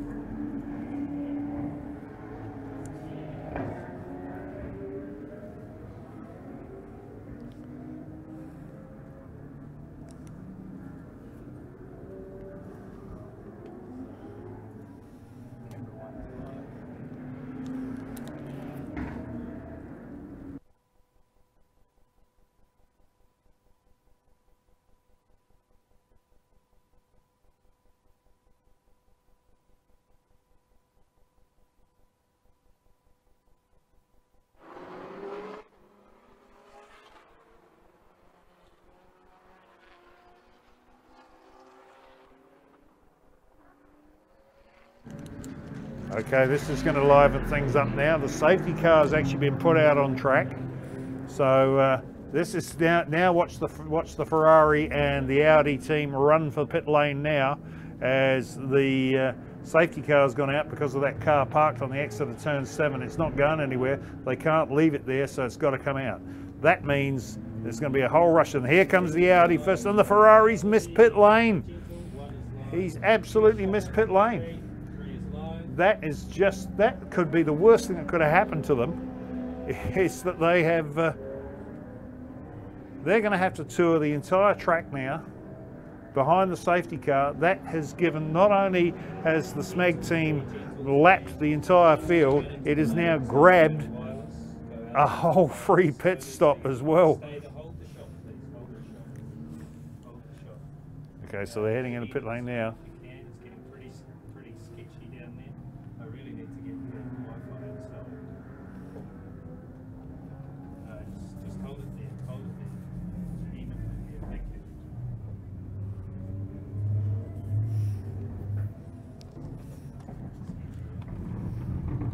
Okay, there's the Barrett through RX-7 is into pit lane. And as I've heard, I've just had the call in my ear as well that the track has now been declared driver's choice for tyres. Driver's choice for tyres, so they can choose whether they're on wets or slicks. The Audi's back out. And is going to get to put another lap on the Ferrari, so that's going to be 2 laps the Ferrari will go down now once he comes in for his pit stop this time round, because that Audi is only going to be about 10 or 12 cars back in the queue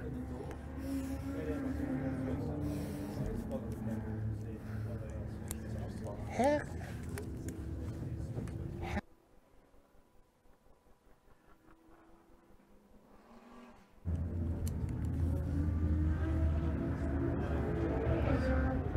So I'm looking down and so I can pretty much safely say that it's that it is currently Simon McLennan that's driving car number 91, because I can see Callum Quinn sitting down on pit wall.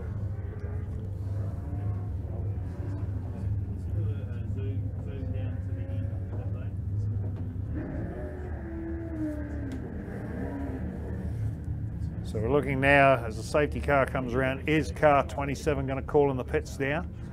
They have got to, surely they have to pit. And the Camaro does another lap. And the Ferrari is in the pits. You've now got the Ferrari in pit lane as it comes down pit lane.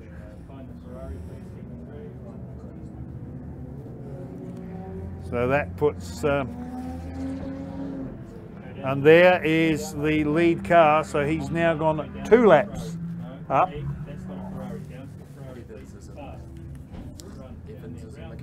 Okay, so we had previously we had Royce Rollison in the car. I've just had the update that Simon Evans is now in the car. So our car is recovered.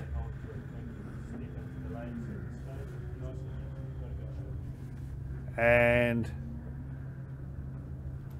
now I'll tell you what, this could help the Hughes Heimgartner. Hi guys, as you can see we've got the Fast Family Motorsport Ferrari in for their pit stop. Sam Fillmore is out and Daniel Gordon has gone into the car.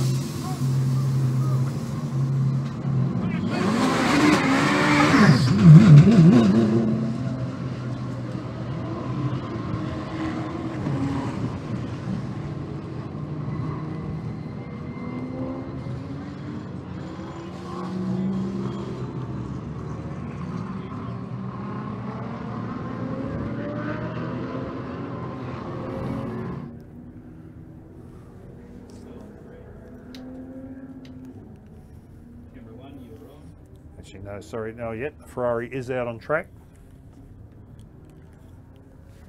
And it's heading the back of the queue.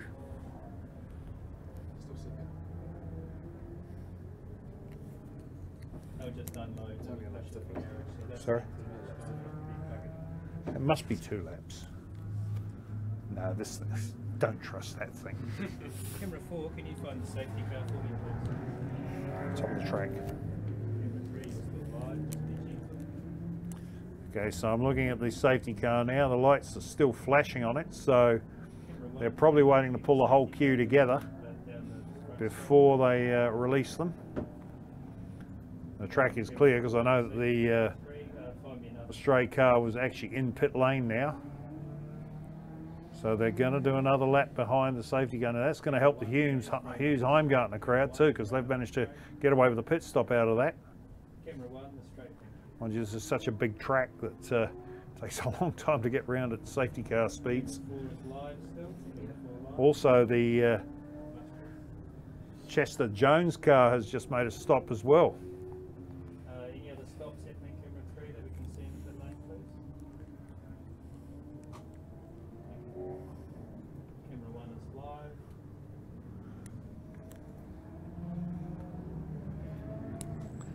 One more lap behind the safety car. Is anybody else diving pit lane at this stage? No.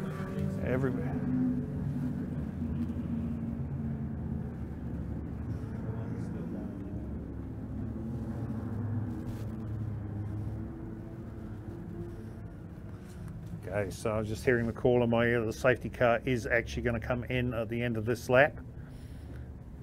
And I'm watching, whilst I'm watching that, I'm watching and I'm picking it might be Andre Heimgartner behind the wheel again, absolutely thundering down the straight in that Commodore, trying to get on the back of this queue as quickly as he possibly can. And the other one out there too is the Chester car. Here it comes. Look at this, thing's absolutely belting down the straight as well. They'll be looking across and they'll see that trail. As Dave Strong is now going to be the next car to join the queue in the little Honda. So that leaves car number 88 in charge of the queue at the moment, which is Marty McCullough and Ian Foster in the little Honda, and right in behind them it's Hayden and Preston Johnson in the other Honda, and there's another Honda behind them. So those guys are all going to be looking in their rear vision mirror when those safety car lights go out at what's going to come thundering down the track after them, and there's a lot of big horsepower there.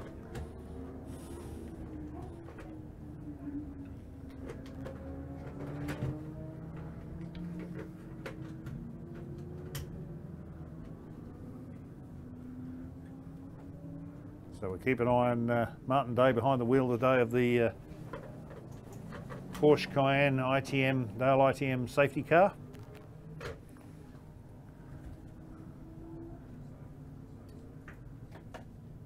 And we'll watch the lights go out on that, and you'll see the Heimgartner Hughes car just join the pack of the queue.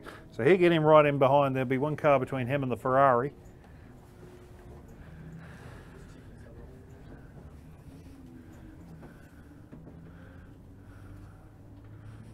Okay, and then there I can see it is John DeVeth in the car at the moment, because I can see Glenn Smith down in pit row. So John DeVeth is in the Camaro at the moment.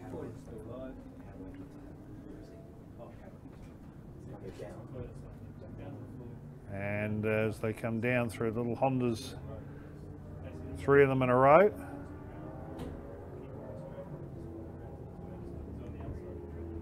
Okay, and we go green, so they're back racing again now across the line. And there's, I'm picking I think it's Johnny Reid behind the wheel now of the Audi. And we've got Simon Evans in the other Audi. So at some stage, hopefully we're going to have Gene Rollison up here, because he was going to come up and have a chat to us.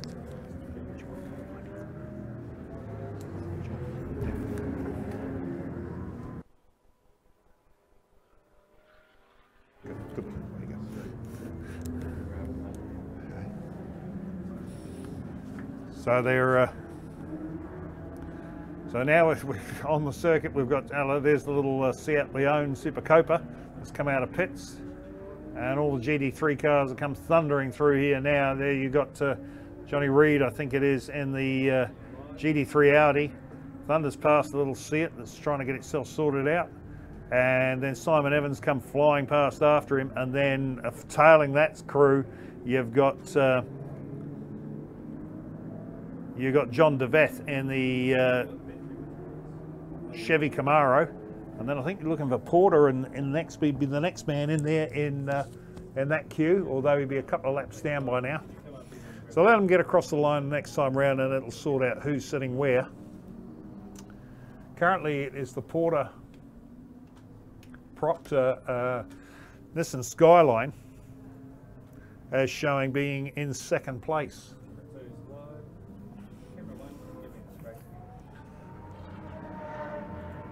So Neil Foster, Johnny Reid car comes across the line.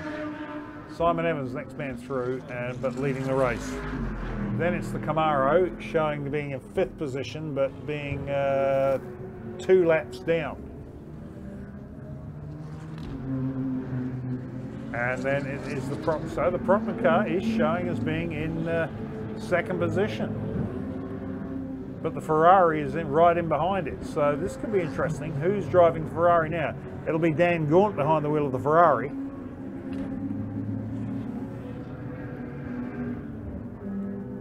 So you've got Dan Gaunt against Andrew Porter. That's going to be hard work for Andrew Porter to keep Dan Gaunt behind him in a 458 Ferrari. But the challenge for Dan is that he's got to get to the Audi of Simon Evans, get past him, completely circulate another lap and past him again. So some luck is going to need to fall his way if that Ferrari is going to take the lead away from the R8 Audi of the Smeg Racing team.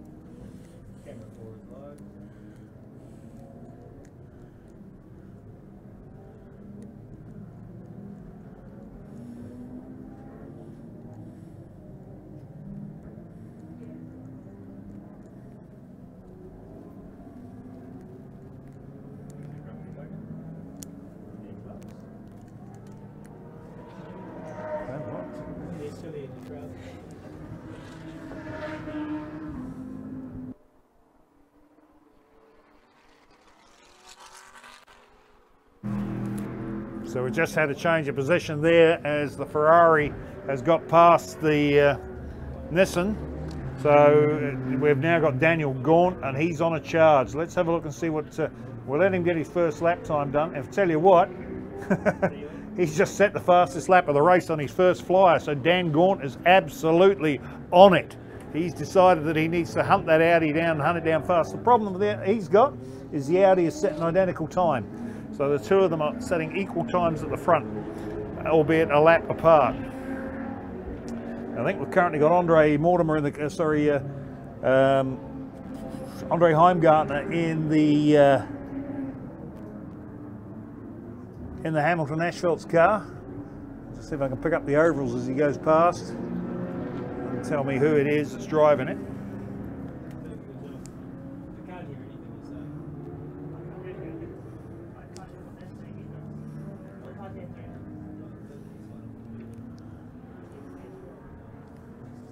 So here we go down the front straight away again, and we've got, I'll tell you what, I've got a funny feeling that is Johnny Reid in that Audi, and we're just going to pick it. Now, bearing in mind, this Audi is about 3 years older than the one that's chasing it. He is down, currently sitting in 4th position, and he's setting quick lap times as well. I'll tell you what, he was that lap round, Johnny Reid was just on a second faster than Simon Evans in front, sitting behind him. Glenn Smith comes thundering. We've lost, hang on a minute, we've lost, what have we got here? Oh no, we haven't. And Dan Gaunt has come past with a 32.558, fastest lap of the race again. So Dan Gaunt is really picking up the pace.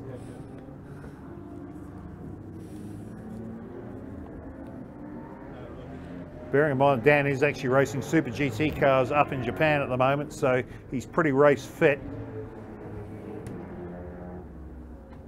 And I think due to the weather conditions here, he'd be hoping to get back to Japan fairly quickly.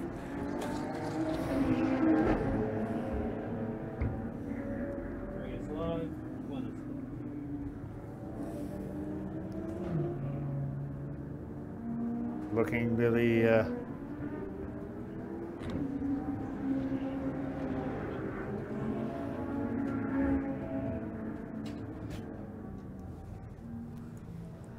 for our leader again in Class 2.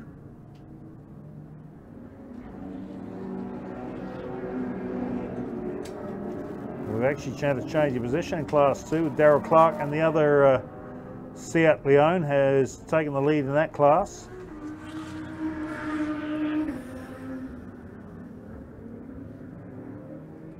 Simon Evans comes thundering down the straight. Judging by the fact that he's cut to the inside, I think they must have wets, still got wets on it, and they're looking for some wet weather to cool the air, cool the tyres. Once again, Dan Gaunt goes quicker again with a 32.206. He's going faster lap by lap by lap.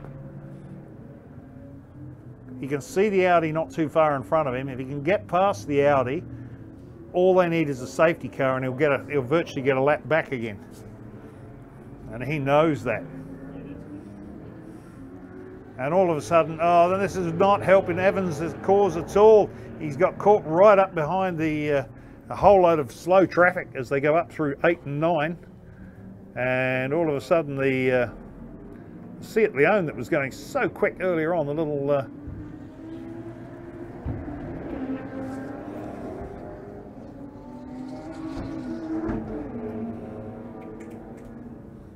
that Brian Symes, Fitzgerald Symes car has gone all of a sudden slowed up.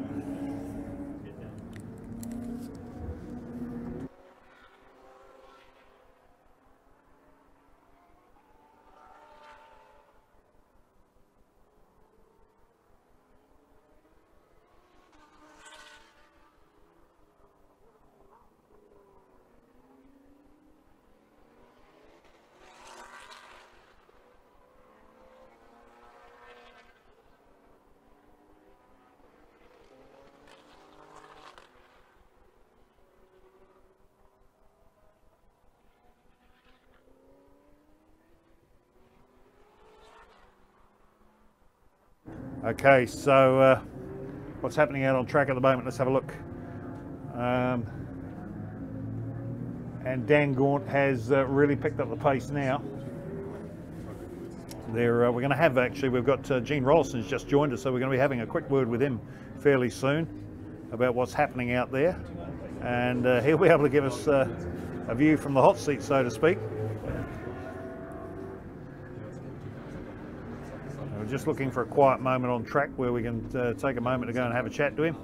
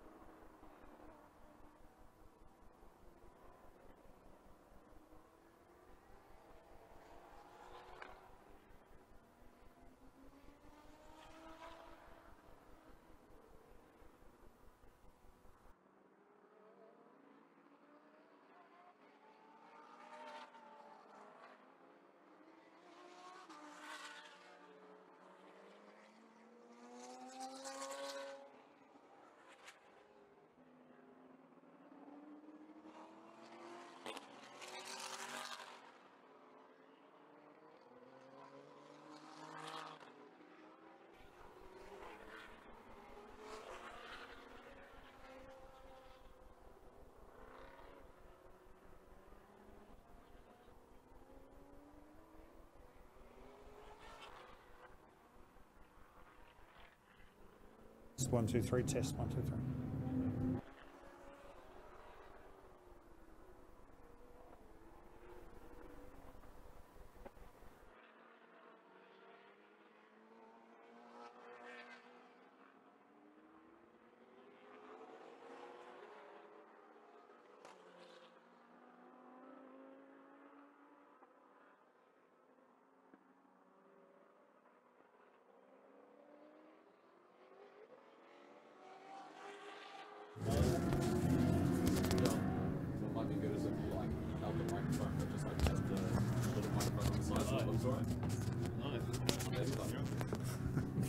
Sorry, we're getting some advice from Mr. and Simon over here. Hey, Gene Rollison, welcome to the commentary box. And you've been an hour and a half, well, just over an hour and a half behind the wheel of an Audi in some interesting conditions. Yeah, absolutely. We had a wet start to the race, and it was a bit of a, we weren't quite sure what the strategy was going to play out because we didn't know if the rain was coming. We had a second shower coming through, and it was quite dry halfway in between, so we weren't sure what to do with the tyres. It obviously dried out, and we thought, oh, this next bit of rain's coming quite soon, so we'll just try and conserve. The track was drying out, so it actually got completely dry, and I couldn't find any more water anywhere else, so I couldn't cool the tyres down. But so just trying to keep a pace. I could see where the cars were behind me, so just trying to gap that, and then luckily probably about an hour, just over an hour, came in, the rain started coming back. So luckily managed to save the tyres enough, and we had some more for the end, and I think we actually managed to lap second place, so pretty happy with that. Yeah, you did. You put a whole second place, whole lap on second place, and now Simon's out in the car now, and he's got the Trass have got Dan Gaunt behind the wheel of the Ferrari. He's a lap down, but he's going about 2 seconds a lap quicker than Simon at the moment. Now, I guess you guys are back out on wets, because I noticed Simon coming down the front straight was starting to look for water earlier on. Yeah, exactly. Well, as I was coming in, there was actually the sun was out, so it was starting to dry again, but still too wet for slick. So we've put the wets back on. I'm assuming Dan is as well. Simon might be conserving at the moment because there might be another shower coming along. At the end of the day, we've still got an hour or so to go, so we've just got to play it safe. We are a lap ahead, so just keep it quite steady. Obviously Dan's a pretty good driver. He drives these things a lot over in Australia. Funny enough, he actually drives an Audi over in Australia, so he knows our car pretty well. But yeah, and he's pedalled these things pretty well, so he'll be charging and try and get that lap back. Well, that's it. The thing is that really all he's got to do is unlap himself, keep up the pace, I guess, and pray for a safety car. And then it's, well, it won't be still totally gloves off, but it gives him a fighting chance. And they're watching him just go past here now, and there still looks like about a 4 or 5 second gap between the two of them. Yeah, exactly. If he manages to get in front and the safety comes along, it's almost like a free kick. So yeah, anything can play out. That's what makes these 3 hours so exciting. You know, anything can happen, especially with this weather thrown in as well. So the sky's getting a little bit grey again, so there might be a little bit more rain coming along. It was a good call when the safety car came out last time, because the safety car had virtually been called as you guys were coming down the straight here, and you were straight in the pits. So I guess Owen was on the cans, giving it get in the door.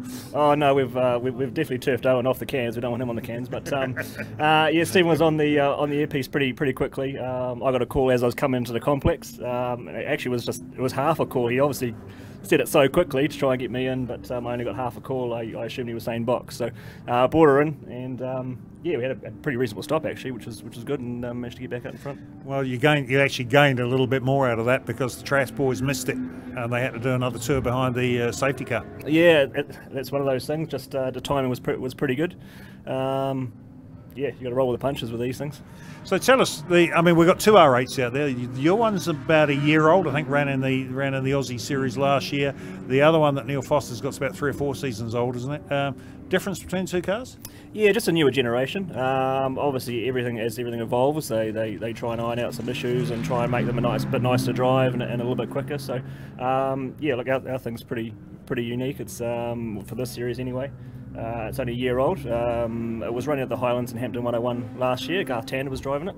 He actually put it on the front row, I think, at Hampton Down. So it's got some pedigree, that car. So we're just learning it. The guys in the team are learning how to operate this thing. They've obviously come from a Super Tourer background, running Simon for the last 4 or 5 years. So this thing's definitely a different beast. But yeah, she's pretty nice to drive.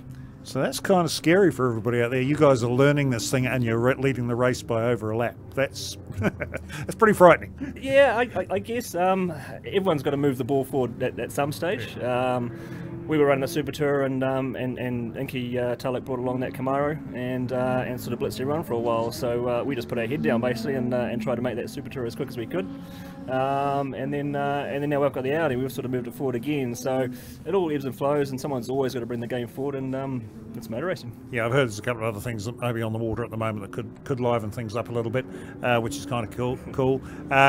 So you got the 3 rounds with this, and what's on your agenda personally, apart from this, as far as racing goes?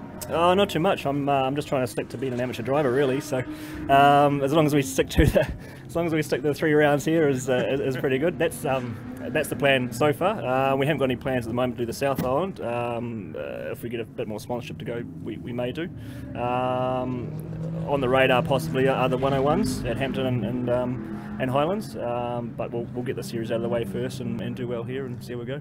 Cheers. Hey, well, thanks very much for taking the time to come up and talk to us. It's much appreciated, because the people out there love to hear what's, especially what's happening behind in the hot seat from the lead car. So we wish you the best for the rest of the race. Cool. Thanks very much. No problems. Cheers. Thank you. That was Gene Rollerson, folks, and we'll get back to the race.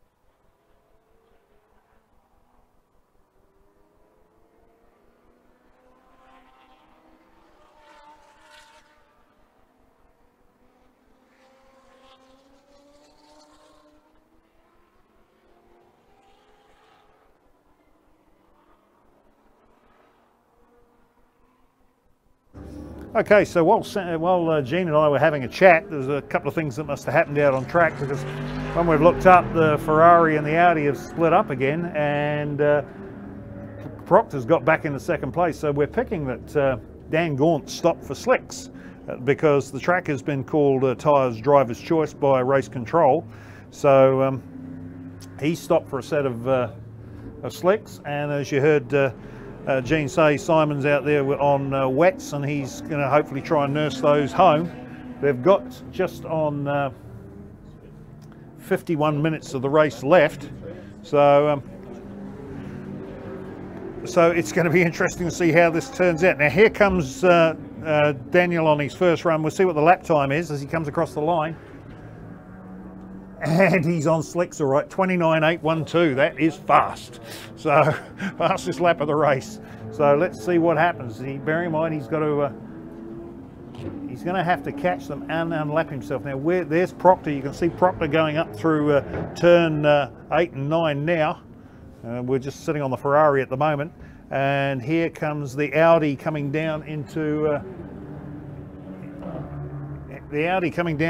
the front straight now. So the two Audis together, actually. And I tell you what, Dan Gaunt is absolutely carving through the traffic as he goes after first getting his lap back, and then once he's got that back, then he's got to go right around again and pass them, and he's only got just on 50 minutes in which to do that. I wonder if that's possible. I might go to an expert in the background and ask the question.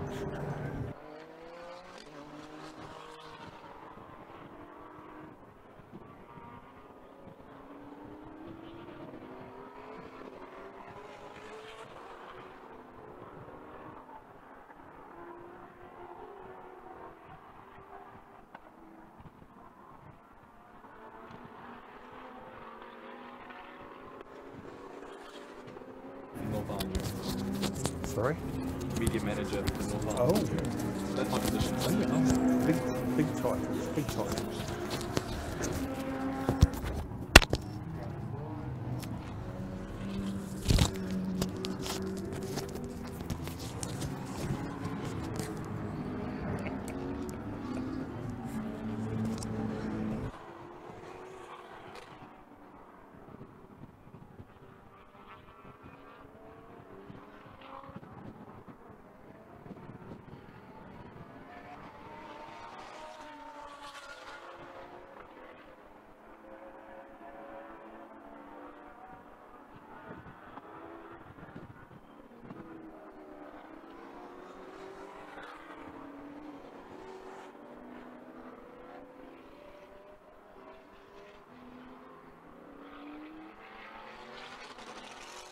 And battling through that has been really interesting to watch, and I think these next few laps or so we're going to see those guys in those frontline GT3 cars really take it to each other. Okay, so here's the scenario, and this is why we were speculating. We've got Simon Evans in the Smeg team, which is the lead car, a lap in front of Clark Proctor, and he's on and Simon's on wet weather tyres. But we've got Dan Gaunt in the Trass Ferrari, a lap behind in third position on slicks, and he's going some let's look at it now, 8 seconds a lap faster. Now he's got to catch him, pass him, catch him again, and pass him again to take the lead. What do you reckon?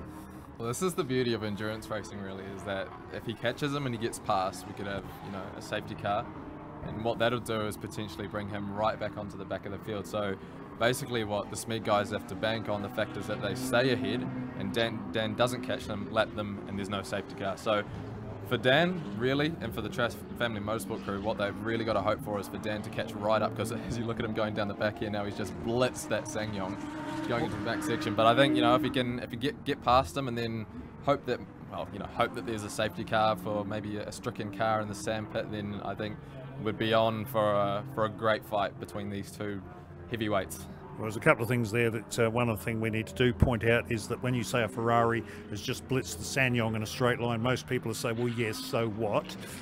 You better tell people why that's kind of special.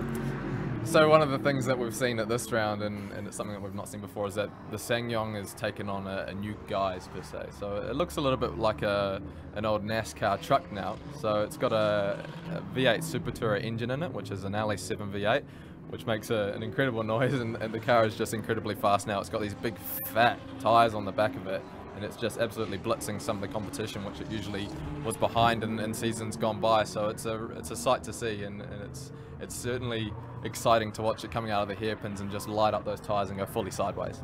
And it's got Alexandra Whiteley behind the wheel at the moment as well, and she's a damn good peddler. Okay, so back to what we were talking about before.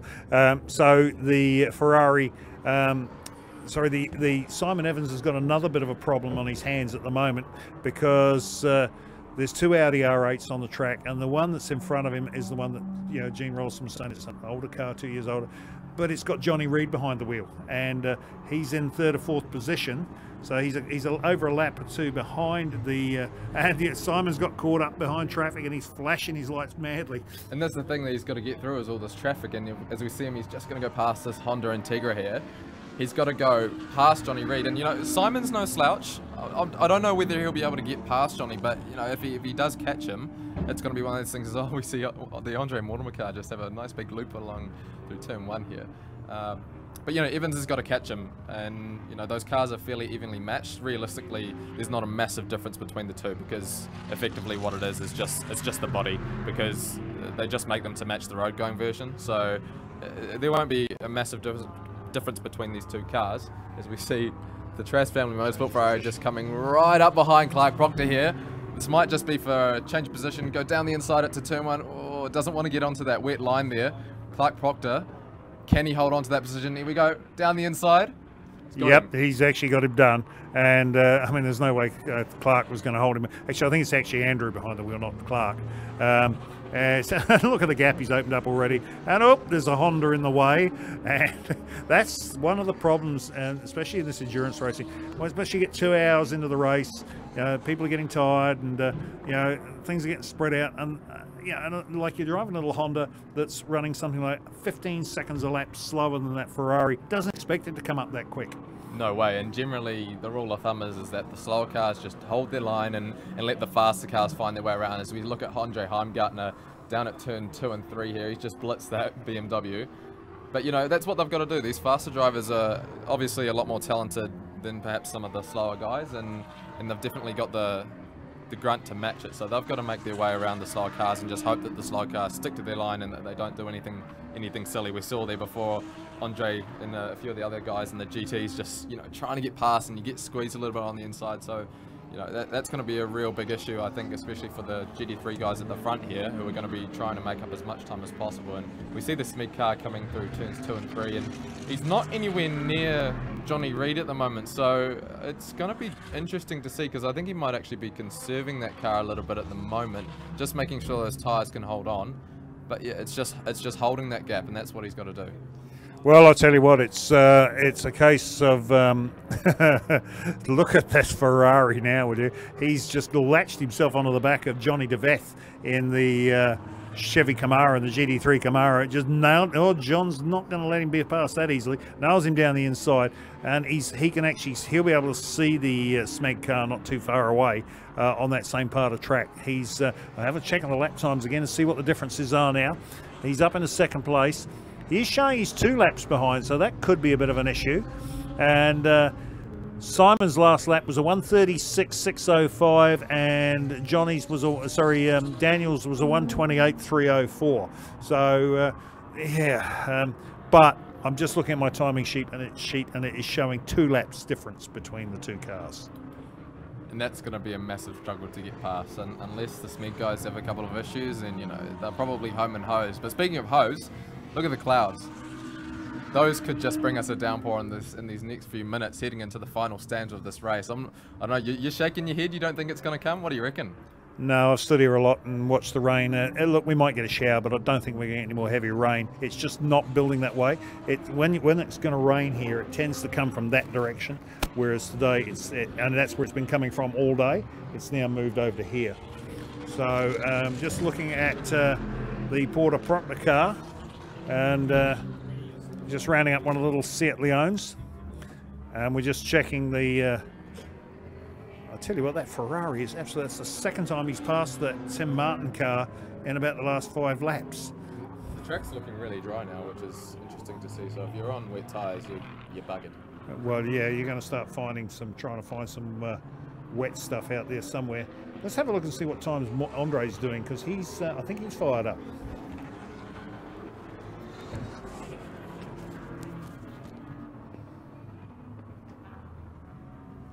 See, Andre's doing 132s at the moment, so that's pretty good for a TLX car around here.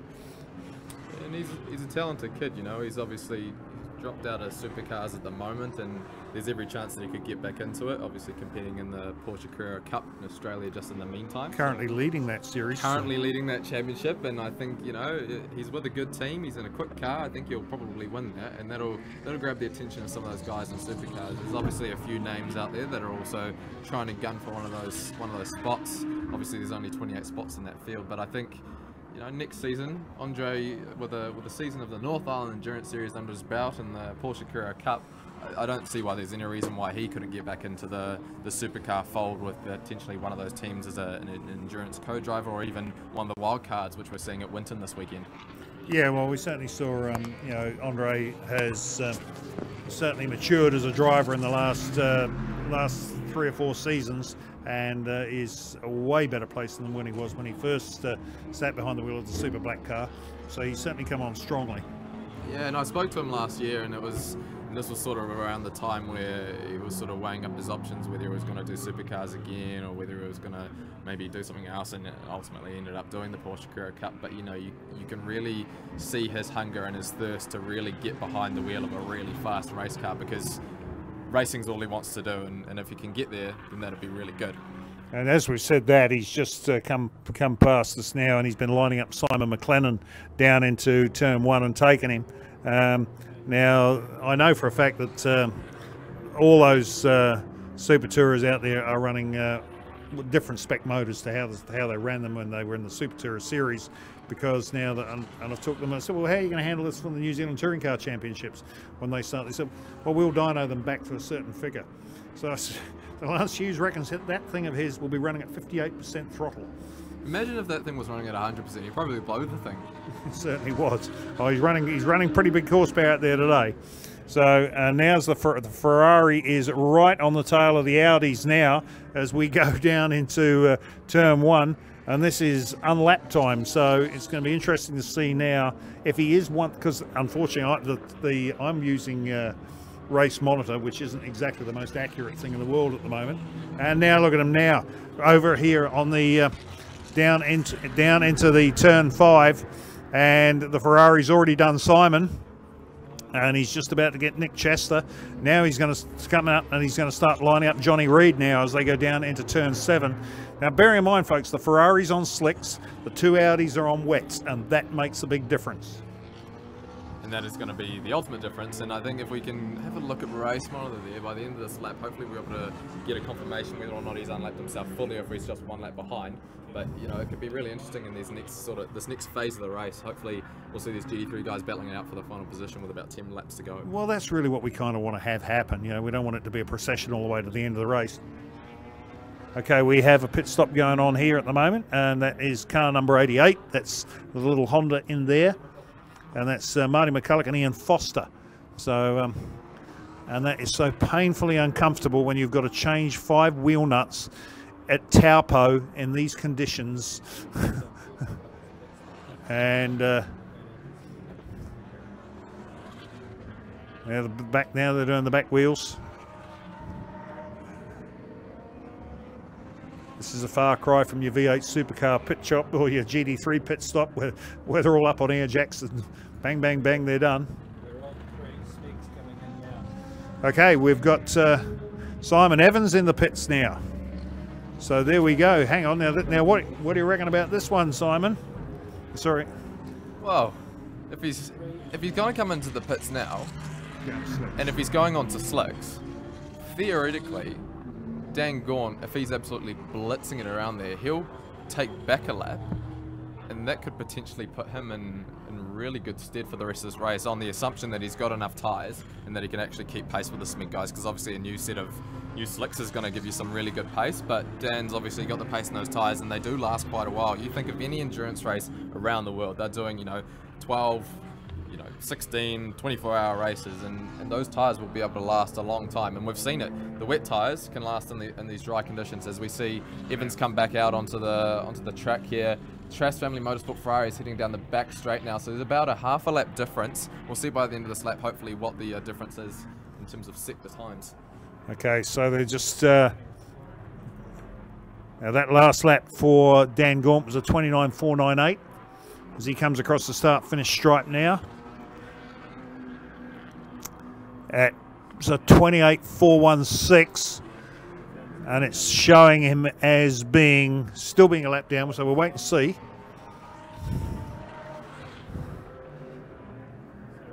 I've got a funny feeling there is still a lap difference between them though, Simon. Oh, Evans is coming down the back straight now, so we'll be able to see any moment, but yeah, it's really interesting. I don't often say this, but I'd actually kind of like to see a safety car come out in these last few moments of the race, and it'd be good to spice things up a little bit. We've still got plenty of cars out there, so at the moment it's a game of attrition, and Smeg have really mastered that at the moment. Whether or not Gaunt and those guys have to do another pit stop is, it's uncertain at the moment, but as I said, those tyres go for a very long time, as we see Evans coming down the front straight here, who's just catching up to one of the slower NZ-V8 utes. Let's have a look at the margin. Okay, the margin, that time across the line was 1 minute and 19 seconds. They are on the same lap. So if they're on the same lap, and on the assumption that there's a safety car, and we bunch up this field, we could be in for a bit of a fight at the end here, I reckon, John. Or it could rain again. Or it could rain again. That could really spice things up too. And I'm looking outside and it's getting darker and darker, and we know what Taupo's like. It can just change in an instant. We've seen it today. Look at this. Look at this here. This is Dan Gaunt, ladies and gentlemen. This guy is a world-class racer. Look at that. He just sliced through that back marker traffic. Never lost a tenth of a second. And Dan Gaunt has obviously got the most recent experience in a GT3 car of all of these guys. He's just come back from Barbagallo over in Perth, competing in the Australian GT Championship, where he's been quite quick. He was competing in an Audi, as Jim Rollinson was saying. And he's the talented guy. He's sort of been out of the fray for a little bit now, and we're sort of seeing a bit of a resurgence from these guys. Same with Johnny Reid. He's obviously been doing a bit of GT3 driving in the North Island Endurance Series, but it's really good to see some of these household names sort of coming back into the fray with the North Island Endurance Series, and I think we're going to see this class become one of the best in the country with the greatest names in racing, really. I totally agree with you, and it's they've got a couple of issues they've got to iron out. Now, I know they're working on them, but it's like anything. It's I mean, the series is into its 5th year, but it's really only into its 3rd year of being really a national type class. Yeah, and that's the thing with GT3 racing around the world, and we've seen it over in Australia with the Bathurst 12-hour. They started as a production series, and that is what the North Island Endurance Series was. It was for all comers and whoever wanted to compete in it. And then obviously it was Class 4, Class 3, Class 2 and Class 1. Then we sort of saw this proliferation of GT cars coming into the country, and then there was the need for a GT class. And ever since then, we've seen more and more GT cars come into the country. And just off the top of my head, there's at least 10, 11, 12 cars in the country that can be competing. And I think what we will see in these next few years or so is a proper GT3 endurance class where some of the best drivers are, whether it's a Pro or a Pro-Am. I think probably more likely a Pro-Am sort of setup, because obviously that's what you want in GT3 racing. That's sort of what it's based around, is having a gentleman driver and a really quick driver, and I think this class on its own is going to do incredibly well, and there's every chance that we could have a 60-40 split of GT cars in about 2 or 3 years time. So that's interesting, and there's, when you talk about the amount of cars in the country now, there's one car I know of that's here that races in the South Island Endurance Championship, but it's run by North Islanders, and that's the Carter Tyres Mercedes. I wonder why that is. Yeah, well, that's interesting. I've spoken to them on occasion, and they've sort of said, the South Island is really where they like to drive. It's a great series down there. They're established. They've obviously won it a couple of times, and I think they really enjoy that series.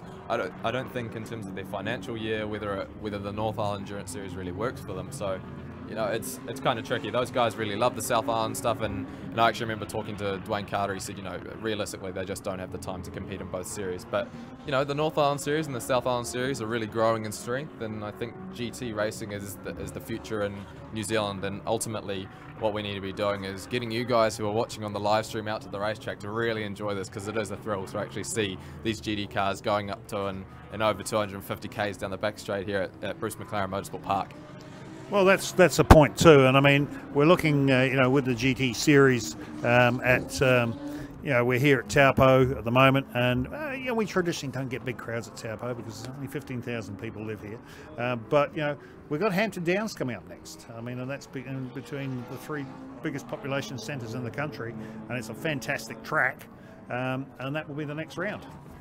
Yeah, and Hampton Downs is a really great track. Obviously, when they started out and with the initial designs, it's quite a fast and flowy track. I think initially, sort of the intentions behind it was to get, you know, World Superbikes here. Obviously, that didn't quite happen in the end. But when you look at the way the track really goes, it's quite a fast and flowing track. And having spoken to some of the guys here, they've said, you know, Hampton Downs is ultimately the best track for these cars to compete on, because they are high aero, high downforce track sort of cars where they can really utilize that aerodynamics through the corners. Because you look at turn 1, really fast right-hander, you look through turn 2 and turns 3, it's a bit of a flip-flop going on, but then through that final corner there, you can really just plant it. And I think coming into Hampton Downs, it's going to be interesting to see sort of who turns up and who does well. And John, just looking out the window here, I'm seeing a bit of rain. What was that about there not being rain, John? That's not rain. That's only a mild shower. So and it is actually going to go around us. It's looking pretty dark out towards the mountain there, John. I'd argue that we could be in for a little bit of excitement in these last moments. Actually, that moments. seriously looks like clouds, so it could be fog coming in. I don't know, that cloud is moving very slowly. I reckon we might be getting a bit of rain here. Let's just have a look at this dry line, because it obviously is quite well established now, and we've seen a little bit on the windows in front of the commentary box here, but it's exciting times, I think, John. Oh yeah, and I tell you what, if it rains and they're on slicks, window wipers are going. I'm going to put my money on Dan. Yeah, that'll be really interesting. Obviously, these cars hold a lot of heat as we see the Audi come down the front straight. Proctor's got his window wipers on. Parsons has got his window wipers on. Chester's got his window wipers on. All these guys are obviously seeing it as we see the Smeg car coming through the final corner here. It'll be interesting to see sort of what the gap is. When they came out of the pits, it was obviously a minute and a half. Can't quite see the Trask car just yet. Still counting. 32 seconds last lap. 32 seconds! He's gained a minute in probably the space of about 10. And that is truly epic, as we see him come up on the back of the Callum Quinn Simon McLennan car. And where's the Smeg car? The Smeg car is going through... He's going through turn 7 now as Andre Heimgartner is into the pits. So there we go. And I think Dan Gaunt probably lost about 3 or 4 seconds in that run, getting caught up behind Simon McLennan coming through the carousel. And... but he scythes past Rickaby in the Corvette like he's standing still. How much time have we got left to go, John? Okay, we're down into, we got 28 minutes left to run. So half an hour roughly. Bit of rain. A couple of guys out there on slick tyres, maybe a bit of a damp circuit, maybe a car spinning out, maybe a safety car. What do you think? I'm pretty much guessing that's a 50-50 bet, that one. And if we get that, we could see that margin between Dan Gaunt and Simon Evans just close up like crazy. And we could be in for a really good fight here, as we're seeing the 2 Spoon Sport Hondas going hammer and tong through turn 2 and 3 here. This is some really good battles here. Oh, it just pulls off to the right. Here comes the Smeg car, and behind the Chester car right now as they come across the start-finish stripe. I was talking to Nick Chester last night, and he was saying, because that hypercar has got some serious horsepower under the bonnet of it, and he's saying, this track, nah, I'm not here. He said, wait till we get to Hampton Downs. It's not really a supercar anymore, is it? And it's got obviously a massive wind. Oh, real sideways through turn 2 there. Really got the Evans car on the back foot there. Can he get past him through turn 4? Not quite. That Chester's car is holding him up. Here we go, down the inside. Can he get past? Closes the door on him. Oh, this is really tight, close racing here. Where's the Trask car? Okay, Ferrari's just gone across the start-finish line now. and it hasn't picked up a time, and it's just still showing 1 lap, but I'm sure that'll correct itself in a couple of seconds as soon as the internet catches up. So we have issues here with the internet. Interesting times ahead. Okay, the Heimgartner Hughes car's going back out on track, and that light shower continues. That light shower might turn into rain. Yeah, well, we've still got a dry line. There is still a dry line on circuit, so it is only a light shower though. It's barely spitting on our windows here. Yeah, but look at these cars, these front-wheel drive Seats and Hondas are sort of tippy-toeing a little bit through the infield section here. So we see Andre Heimgartner just dropped his wheel onto one of the wet parts of the track. Seeing the Murphy car coming into the pit lane here. They're going to go onto wets. I don't think it's wet enough yet. We see some of the Audis coming into turn 1. Actually, I think they're just coming back out of service garage and going back out on track. So here comes the... tell you what, that's how quick these boys are going. You've got Simon Evans just about to put a lap on Proctor, who is currently sitting in 4th position. And our screen still hasn't caught up with where the Ferrari is in relation. But there's the Smeg car now. I'll tell you what, I can actually visibly see the difference and how much... Oh, there's Dan gets caught up behind Simon Lucas. Or is it Kent Bagent behind the wheel? It's actually Kent Bagent behind the wheel at the moment. And he's no bunny either. He's a very experienced race driver. Yeah, it's good to see that car out there. It's a really nice looking car. If you're down at the track here, or if you're planning on coming to one of the rounds in the future, definitely check that BMW out. It's quite low to the ground. It's got some really big wheels on it. Looks a bit like an old British touring car. Nice bit of wheel tuck in the back of it. But look at this. There's a lot of rain hitting our window at the moment. I'm seeing that dry line's sort of starting to disappear a little bit. A lot of guys sort of slipping and sliding around. Window wipers are going. It's going to be exciting. Well, we got people changing the wets now. I can see we got Huggy in the pits at the moment or is that it's either Richard Moore or the Ferrari's apparently heading for the pit lane, so this could be interesting.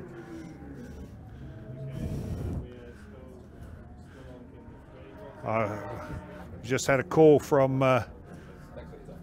It's hailing. Apparently we've now got hail, so somebody just told me we've got hail on track.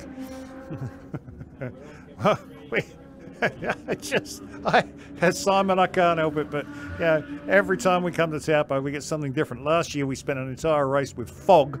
Now, today we've had rain, we've had sunshine, and now we've got hail, all in one day.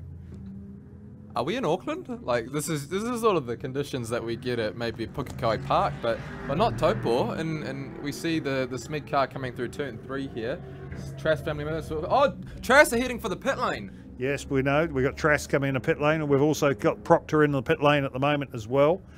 I think Smeg are going to have to come too. I don't think they're going to be able to handle out there. They're going to be able to stay out there. If Dan's coming in for wets, you've pretty much got to bet that Simon's going to follow. Well, the issue that we had last...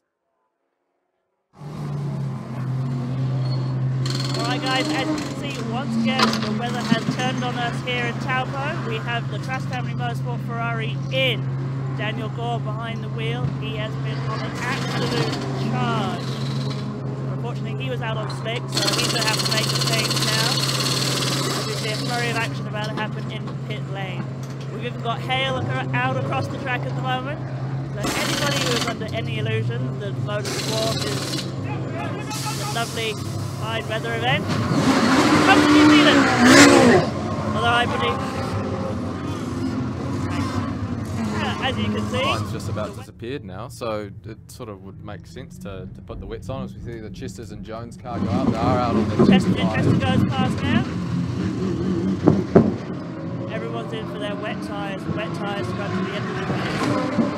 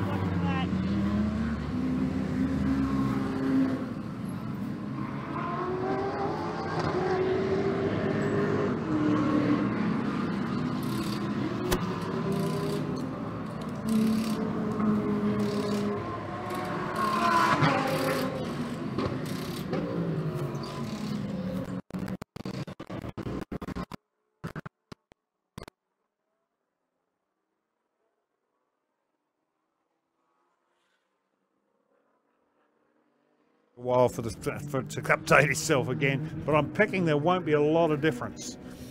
Now we've got how many minutes left to run in the race? We're 21 minutes left to run in the race, and there is a safety car just been called. No way.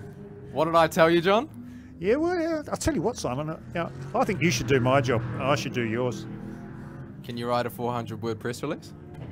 I can't write my own name.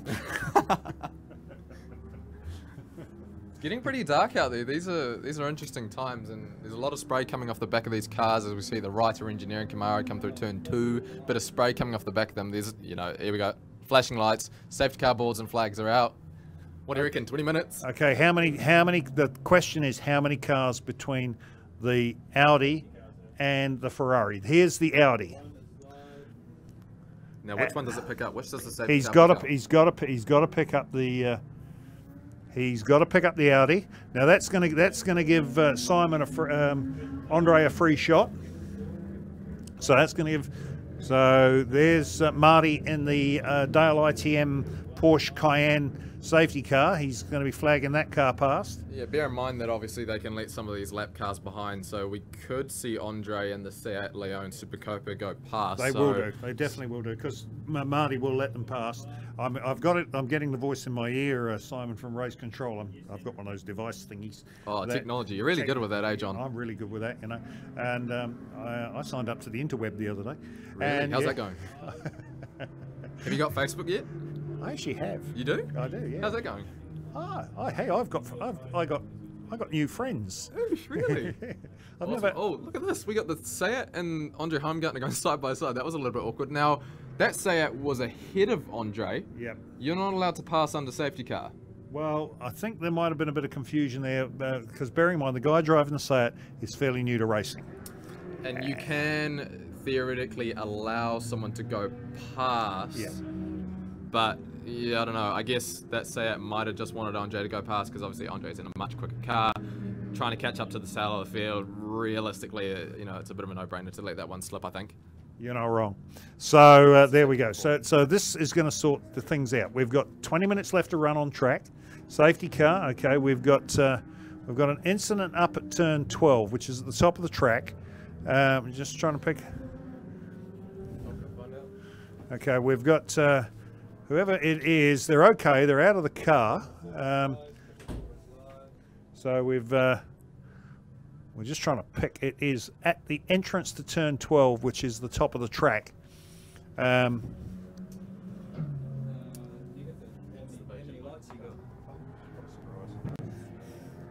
Okay, we've just been told it's the Simon Lucas Kent Bajent BMW 135i, that car that you were telling everybody was so immaculate and beautiful and they should go and look at it. Simon, I don't think Simon Lucas is going to be very impressed with you. Is that my first commentator's curse in my first commentary stint with this series? Yep, you blew that one, buddy. So there we go. But okay, now my question now, let's get serious, get back to the on-track action. Okay, we've got Simon Evans behind the safety car now. That is going to take a good five minutes to clean up that problem up the top of there. How far back is Dan Gaunt in this queue? Right. And but he's got Johnny Reed between him and, so he's in 8th place in the queue, and he's got Johnny Reed between him and Simon. If you're one of the slower guys, you'd probably be pretty smart to maybe just pull off to the side and maybe let these guys go hammer and tong, because obviously, you know, if you're in a little Honda Civic ahead of perhaps one of the best drivers in the country, you want to get out of his way. Simon's obviously got a lot of space in front of him. That'll be serving him really well, because he can basically just put it hammer to the nail and just go hard. Yep. Okay. So this is going to be an interesting final. I'd say 15 minutes, because let me have a look at what we got on time. We.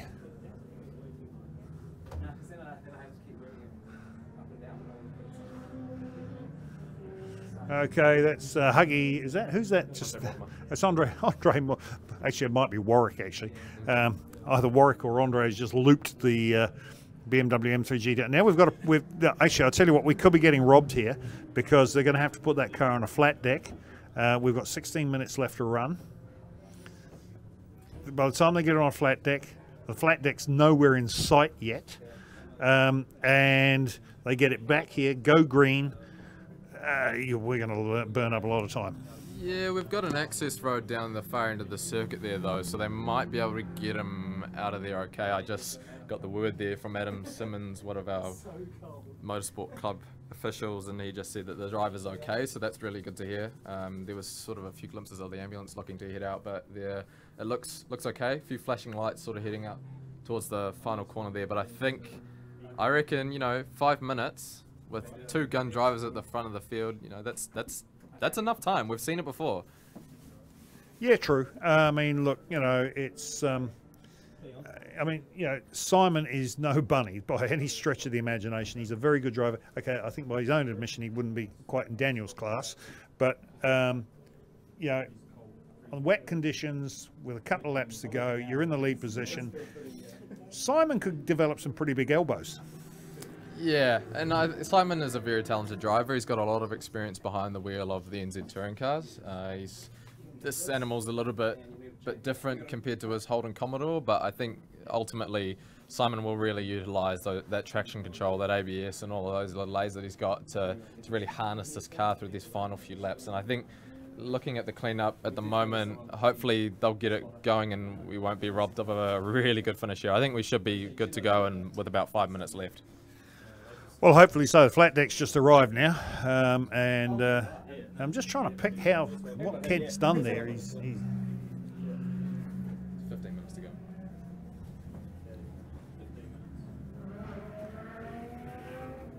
Okay, we're getting a call on race radio there. Here's Daniel Gaunt trying to give David Gregor or Gavin Yort in front of him the message that you need to be moving further forward.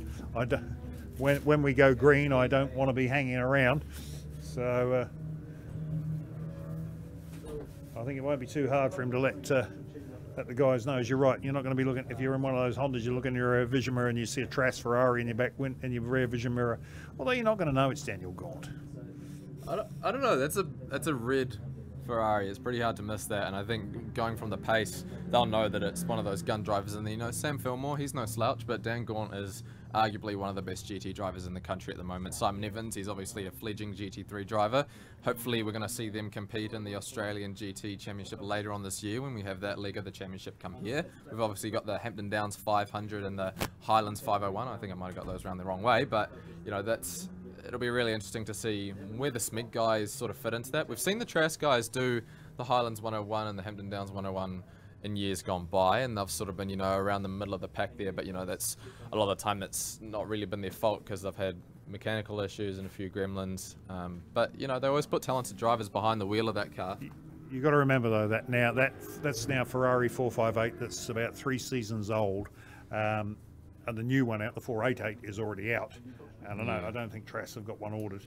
No, not at the moment, but you know, these GT3 cars have great longevity. You know, if you think about the scope of GT racing globally, you look at, say, the Blancpain GT Endurance Championship, they have about 6 rounds each year. They're doing the Spa 24, they're doing Le Mans, that sort of thing. You know, these cars are built to go for a really long time. You think about how many events that Trass car has done, it's probably only done maybe what might be a full season of the Blancpain series. So this car, you know, by no means is old, really. They're built to go for really long periods of time. So I think, you know, they'll run that car for a long time. Oh, yeah. Look, I'm not decrying the reliability of the car. What the point I'm trying to make is the development of newer cars. So we've got, as I say, it's the development of the cars. A 488 Ferrari is a big development over a 458. Of course, and you know, that 488 is a V6 twin turbo as well. It's a different sound, it's a different car, different aerodynamic package, so completely different cars. We've seen Graham Smythe, who actually used to compete for Trass Family Motorsport. He's in one of those cars next weekend at the Phillip Island 101, so we'll be able to see sort of where these new Ferraris sort of fit into it. They've done really well in the Australian GT Championship when they're their brief appearances last year. Maranello Motorsport are the one crew that actually have them, but they haven't really competed much in them. Obviously, they won the Bathurst 12-hour earlier this year, so really interesting times. If we had a 488 in New Zealand competing full time with these new generation R8s and the Writer Engineering Camaros, that'd be so neat. Oh, for sure. Okay, so there we go. We've got. I'll give you a rundown of the top 10, where everybody's sitting in the. We've got Simon Evans currently leading, or Simon Evans, Gene Rollerson currently leading from Sam Fillmore and Dan Gaunt. Simon Evans in the Audi, Dan Gaunt currently in the. Just had a word in my ear. We've got 2 potential incidents at the moment. So Clark Proctor and Porter at this point in time have been excluded from the race. So they might appeal that, who knows, but I believe they've been excluded from the race for elapsing their driver allocation time. So at the moment, you're allowed to compete for 45 minutes, one driver, and a maximum of 2 hours. So they've obviously elapsed that 2-hour mark potentially with one of the drivers in there, or one of the drivers hasn't done enough. But as it stands at the moment, they've been excluded from the race. Now, the big talking point now, Simon Evans in the lead of this race. When he came into the pit lane, he was bumping the rear end of that Honda. Now he's under investigation for that incident. Now, that could jeopardize his race. We're not sure yet. Currently looking across, there's a bit of fierce debate going on as to what they're going to do there. But, you know, we've only got a few minutes left in this race. We wouldn't want to see it decided by something as trivial as a pit lane penalty. But, you know, here we go. We've got the Bajent car coming into the pit lane. I think we could have green flag running. If Dan Gaunt can catch Evans and pass, we might see a legitimate winner.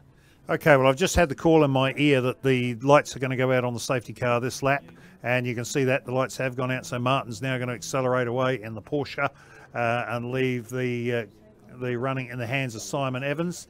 Now, we do know that Simon's actually got a bit of a history of bumping people in pit lane. He did that last year down at Manfield. And I believe he got away with it. He did. So, although I think that's a mess. Yeah, that BMW of Lucas's doesn't look too pretty. I was really liking the look of that car. Yeah, well, that thing, do you know that's got 400 horsepower, that thing? Far out, that's hectic. Here we go, we're going to a restart Okay, now.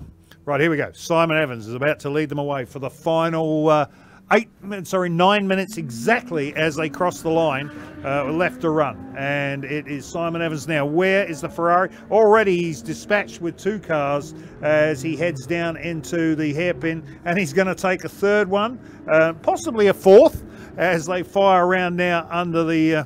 out of there he comes. He's setting up one of the little Hondas, and it's the same Honda that he was at that Simon was having an issue with. Look at Johnny Reid go as he blasts past 2 cars. So Johnny Reid, 2nd man on the road, although he's a lap down.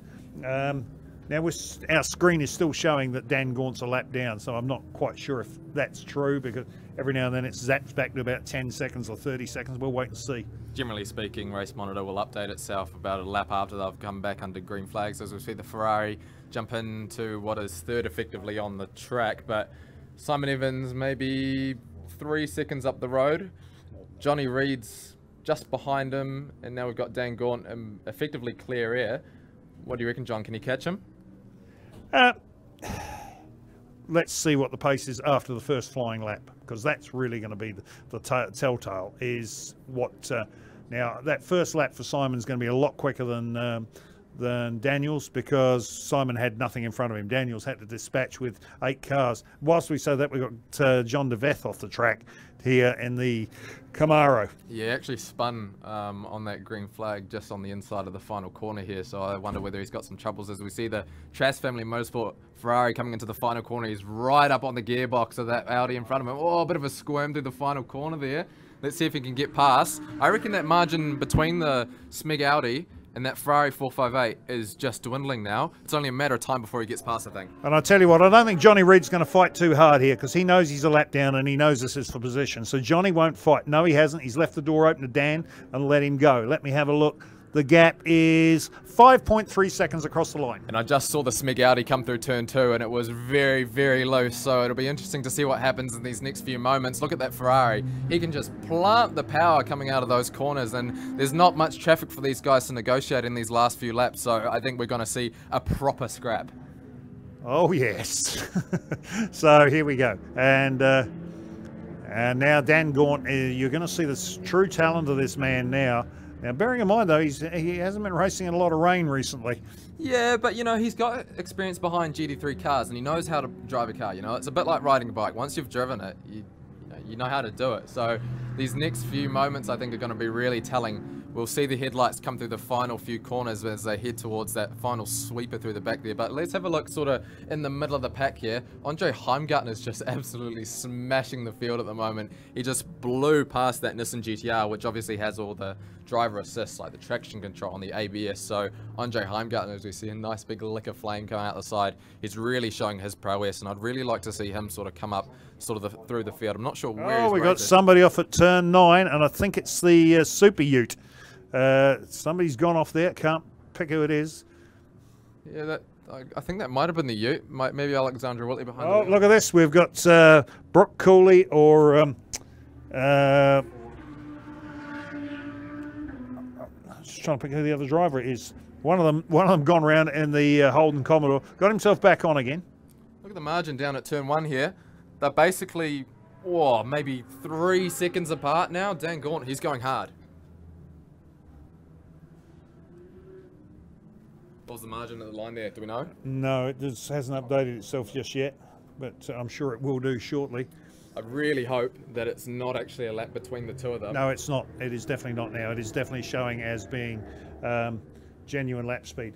You can actually tell physically on track that Dan's catching him because you can see the distance between them. Now, how many minutes have we got left? Because when we've got about a minute to go, that's about the end of it.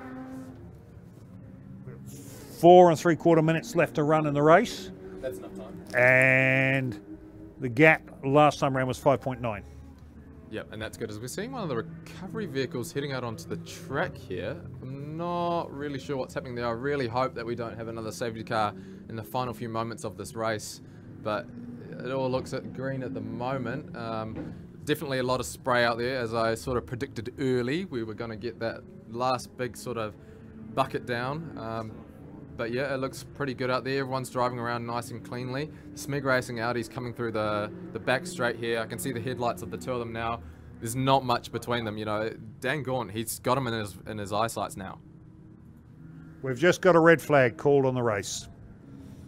We've just had a red flag called, and I'm just trying to pick out why. It will be something at the top of the track, no doubt, but that is a red flag on the race. So, where does that put us? I think that might be game over. That is game over.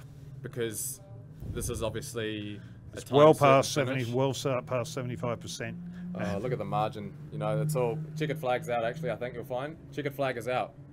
So provisionally, we've got Simon Evans and Jim Rollinson as the winner, but pending an inquiry potentially into that pit lane incident, we could be seeing Dan Gaunt and Sam Fillmore as our victors. So we wait to see the decision of the officials. We'll let you know in due course, but I think, unfortunately, John, I think we've been robbed of a really good finish here. Yeah, I've got to agree with you, Simon. And I mean, look, really, at the end of the day, that's not what anybody wants to see. And look, if and I certainly don't want to see Gene and Simon lose the lead of the race because of the bumping incident in pit lane. Because, you know, in all fairness, and this is what race control's got to understand, that car has got a speed limiter on it. It was following a standard production car down pit lane that's running on a speedo, and we all know speedos are actually pessimistic. So, as far as the guy in the Honda was concerned, he was doing 40 kilometers an hour. For sure, but you know that doesn't really excuse smashing into the back of someone. So yeah, I don't know. I think if you're on a speed limiter, you can't do much about it. We'll see what happens in due course. But you know, it's a shame that this race has ended the way it is. But you know, I think a red flag is not the way we want to finish. I think we might have had another incident at the far end of the circuit. Just looking at the officials, they're looking at sort of the security cameras, and I don't know. I think we'll see what happens. But yeah, provisionally, Simon Evans and Jim Rollinson are your winners. And Neil Foster and Johnny Reid will round out the top 3. And if we do have an inquiry, they could be, you know, in second potentially. So who have we got in 4th there? Was that Andre? In 4th position at the time, it was actually And I'm really pleased to say it, these guys deserve it, Glenn Smith and John DeVeth. And that's a great result for those guys. At the start of the race here, we saw them really charging hard in that Reiter Engineering, Serini Camaro. They were pushing hard, and it was awesome to see that battle that they were having with the Trask Family Motorsport guys, and they were scything through the field, and it's really good to see. Yeah, well, there we go. Okay, so as the media manager for the North Island Endurance, sorry, the ENEOS North Island Endurance Series, we'd like to take a big opportunity to thank our sponsors, ENEOS on board, obviously, and some others in there, Race Brakes, Vortex, Hamilton Asphalt, Squawking Magpie. Come on, Simon, I've missed a couple. You put me on the spot here, John. Yes, I have put him on the spot. There you go. So, hey, listen, I'll tell you what, you haven't done a bad job for your first commentary job. Thanks, John. Considering you put the mockers on the race, you know, you brought the rain in when I said it wasn't going to happen. And you put a car off the track as well. Look, I think we were going to see that drama anyway, John, but you know, it was a good race all in all. I think endurance racing has a tendency to be a little bit stagnant in the middle half, but we saw there right at the end, we got that exciting sort of final stage of the race. You know, the end, not the way we wanted it to finish. We really wanted to see a really good battle there, but I think it's a it's a good start to the season, I think. Well, the exit, the issue is down at the exit to turn 12. I can't see anything on the security screen down there, so I'm not quite sure what the issue is. But obviously it's bad enough to have semi-blocked the track. For them to have called a red flag on the last lap was not a great, and then Simon's rushed off to find out what's happened out there. And then we'll be... So... I guess that's going to just about bring an end to our broadcast. I know we'll have down in pit lane, we'll have our interviews going on down there. So I'm going to take the opportunity to sign off. This is John Tomlin, JT as I'm known, and I'll be talking to you back at Pukekohe.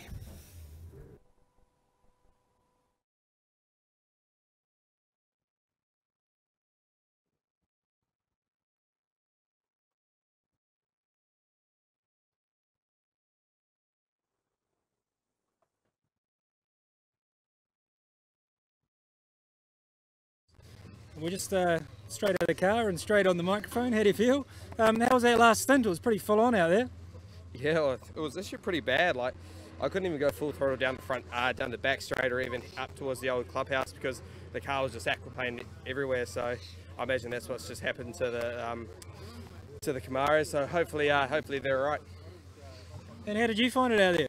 Yeah, it was interesting. I had obviously a wet start, dry and track, and quite dry through the middle. So we were just trying to really race to a number and try and save those tyres because that rain was coming back, and for the second part of my stint was wet. So then we managed to gap the guys and have a bit of a cushion. Choice. All right. Well, let's get you out of the rain, and we'll go see what number 2 position for how they feel. So down to the front. Hey, what's going on? Come out of the rain. Okay, so here we are, second position, and it was a pretty treacherous day, Sam. Oh, mate, it was, even in that, on that first hour and 40 minutes when I was out there, it was trying to preserve those tyres, and then the rain came back out. The tyres were bloody jelly, so, but yeah, hey, it was an exciting race, wasn't it? You couldn't ask for more, could you? And how was it driving a rear engine car, and a lot of times like off slicks, off dry line, on dry line? Oh, the Ferrari's pretty good, eh? The Ferrari's pretty good, but it was certainly pretty slippery out there. You had to bide your time in traffic, and when you went offline to try and pass traffic, it was, yeah, it was pretty tough today. Any moments? Yeah, a few little sideways moments, but never no spins or anything like that. So it was good, eh? It was just probably a little bit of a shame that we didn't get to battle it out in that last 2 laps, you know, that it ended under red flag. But hey, it was an exciting race. You guys are catching pretty well. Yeah, well, you know, the flag was 3 seconds, and the way Daniel was driving, you know, mate, I think we would have got it. But it was certainly pretty special driving with Mr. Gaunt this weekend. He was, I learned a lot of him, and he's a neat guy.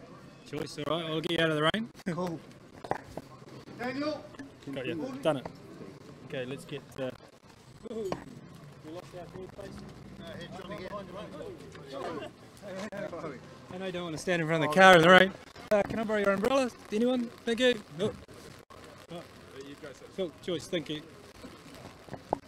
All right, 2 umbrellas. All right, are we good? Wow, that was a pretty full-on race, wasn't it? It was, yeah, certainly. So we got through the whole race with 1 stop, given all the changeable conditions. So basically, we never went to a slick tyre. But you know, was that our downfall? Probably. But you know, there was a couple of other areas in the race we could have improved on as well. The stop didn't go perfect for us, so something to improve on for the next race. But all round, the strategy could have worked, but today there were a couple of other faster cars in front of us, so we have to work on that for the next round. So out of 10 in terms of, I mean, you've done a lot of driving, out of 10 in terms of difficulty, how hard was today? Well, at the end there, because I'd run the wet tyres through the dry patch of the race and then we hadn't stopped, it challenged every skill set I have, I promise you. I was quite glad to see the race red flagged. There were cars out there with much better tyres than us to sustain the water, but we were aquaplaning everywhere, so when I saw the Trask car coming, I just sort of had to move to one side. But it was a great drive by Daniel. Those guys probably did the shortest race, I would have thought, without seeing all the data. But you know, Sam Fillmore, he had a good run at the start too, and Neil did a good job off the line to hold the boys out. But we just didn't quite have the pace to keep them behind today, so we'll go away and work at that. Choice, all right, we'll see you in the next round, and hopefully it's exciting, but probably not as exciting as this one. Yeah. Choice. Okay, so that's a wrap from us. We're going to go and try and see if we can find some of the drivers in the smaller classes, and we've been promised that we're going to get a list of who's won those classes, but at the moment I don't see that list, so just hold fire. We'll frame a nice shot of this lane and you can see what's going on. But just hold with us and we'll try and find some of the other class winners. Thank you. Can you comms upstairs to see? Thank you, man. It's just like chaos at the end. Yeah, that's chaos for us, chaos for gear, chaos for cars. So I tried to grab it off, which was the worst thing I could possibly do, but he's just standing there. Did you watch any of that screen? No. No.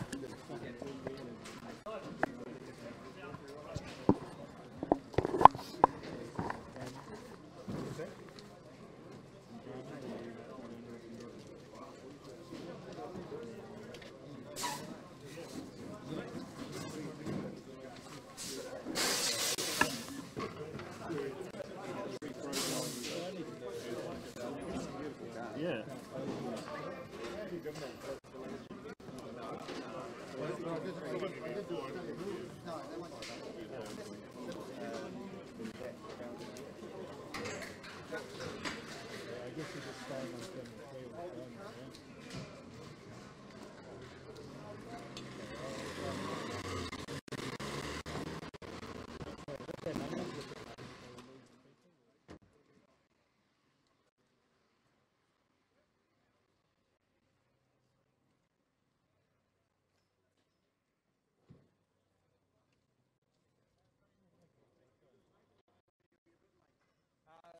We'll be there.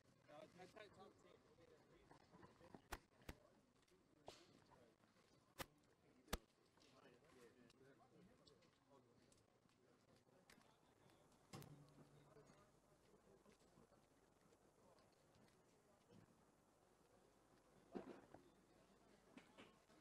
Well, we're still trying to find out who won the other classes. It's pretty wet down here, so it's pretty treacherous, but we're still going to endeavour to do that because there's, you know, quite a few of you still watching.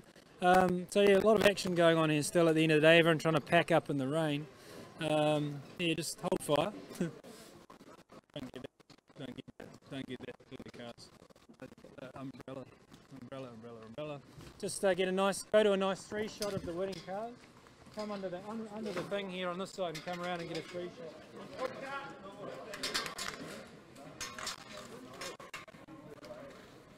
Does anyone know who won any of the cars?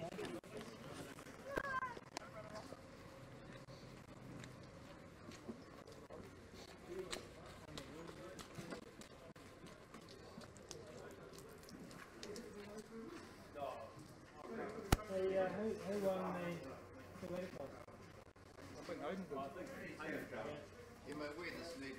Hayden. Quick. Here with you. Quick. ride, you see. So. Hey, oh, fuck, you'll have to do it in front of the other cars. Sorry. I've found a winner. What's that? Yeah. So, 2 litre class. I'm told you may have won that. Tell us about how it went. Yeah, that was an interesting day. Wet and dry, wet and dry, wet and dry. We made a choice early on to go out on wets and stay on wets, which I don't know, at times seemed the wrong decision, but we stuck with it and looked at the data we had available, and ultimately I think we made the right call. So yeah, towards the end of the race they were severely compromised and a little bit sticky, but yeah, no, they did the job, and the car was won. Yeah, co-driver, my brother Preston, did an excellent job, really got us up on the pace, and I was fortunate enough to be able to bring it home and stay ahead. So it wouldn't have been as bad in a 2 litre car than a big V8 or something, right? Oh, I don't know. For the front wheel drive guys, maybe not, but we've got a very short wheelbase, rear wheel drive, rev happy car. So yeah, it can get quite tough, and there's not a lot of coming back. You know, it's not like these big drift V8s that like to hang it out a bit. So. All right, well, the weather's getting worse, so I think we're going to call it a day at this point. So thanks everyone for watching, and that's a wrap from the first day of the North Island Endurance Series, the ENEOS Oils North Island Endurance Series at Taupo Motorsport Park here in the rain. So thanks for watching.